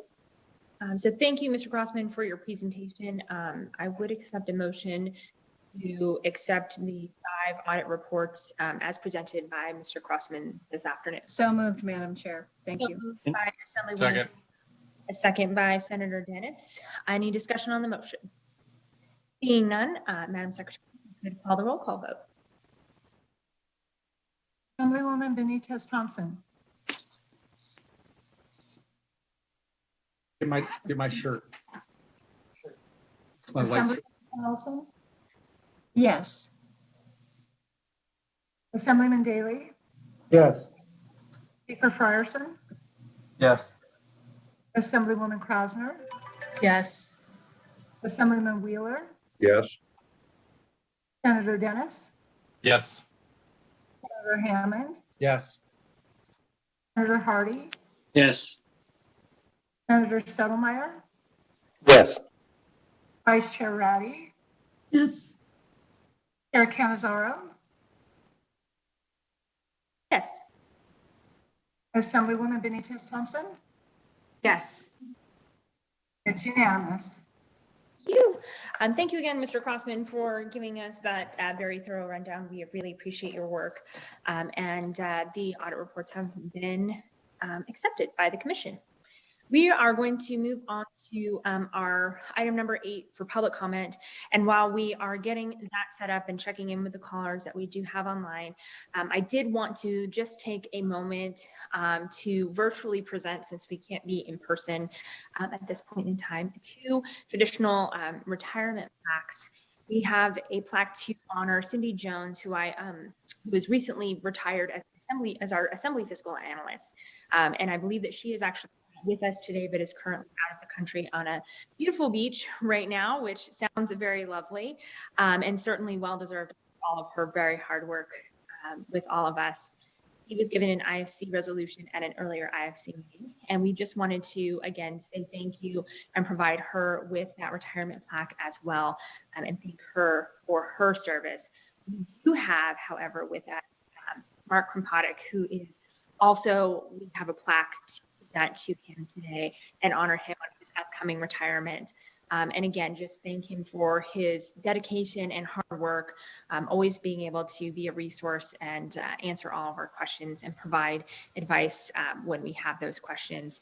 I know that he was presented as well with a resolution at the last IFC meeting, but I know we wanted to all take a moment to just, again, say very much thank you for all of your hard work and congratulations on your retirement, which is also very well deserved. Ms. Erdos does have the plaques that we can see, but I just wanted to take a moment to say thank you and to virtually present Mr. Krompatic today with his retirement plaque. And again, just thank you for your service. If there's other committee members who would like to jump in while we're getting our public comment set up, that would be perfectly just jump on in. I saw Senator Ratty raise her hand. Go ahead. I think there's so many places where we're so reliant on the professionalism and the strengths of our staff, and that's across the board. But I think when it comes to the finance and Assembly Ways and Means committees, it's particularly true. They just do such a high level of work that, as in many cases, they're behind the scenes. It makes us look good. So I wanted to express my gratitude to Mr. Kropotkin for everything that he's done, to Cindy, of course, as well. And then, perhaps gratitude and apologies for the amount of time that you've had to spend with us explaining some things. But thank you so much, Mark. You've just done a fabulous job and you're going to be missed. Thank you.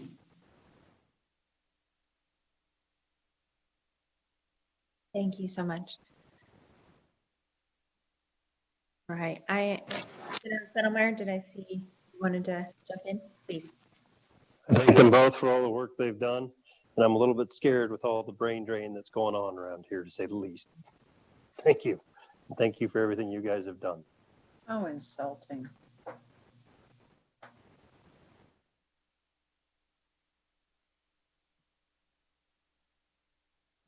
Well, thank you, commission members. And again, just a huge thank you to Mark for your service, and of course, Cindy as well.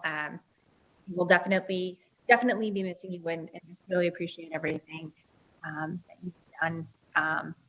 And congratulations on your retirement. That should be a good thing. Thank you, Madam Chair. All right, that leaves us with our final item on our agenda, which is item number 8, our public comment. We are doing this second period of public comment for those who weren't able to join us in the first round or wanted to wait until this last round. So if you are wanting to provide public comment, I know we gave you a little heads up before, but if you want to and you aren't on now, please make sure you call that number that's on the agenda, and you'll be informed by our staff of our broadcast production services when you have been connected and it is your turn to speak. Again, we're going to limit comments to 2 minutes per person, but of course, always welcome additional written comments to be included in the record. And I am now going to turn this over to the BPS staff to queue up those calling in to speak, and they will inform you when it is.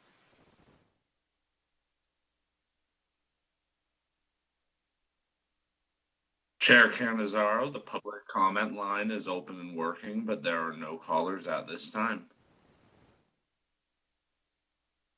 Thank you so much for being able to facilitate our public comment. I know we did let folks know earlier that we would be moving to our public comment. Again, always welcome to take written comments for anyone who didn't want to speak publicly or wasn't able to join us.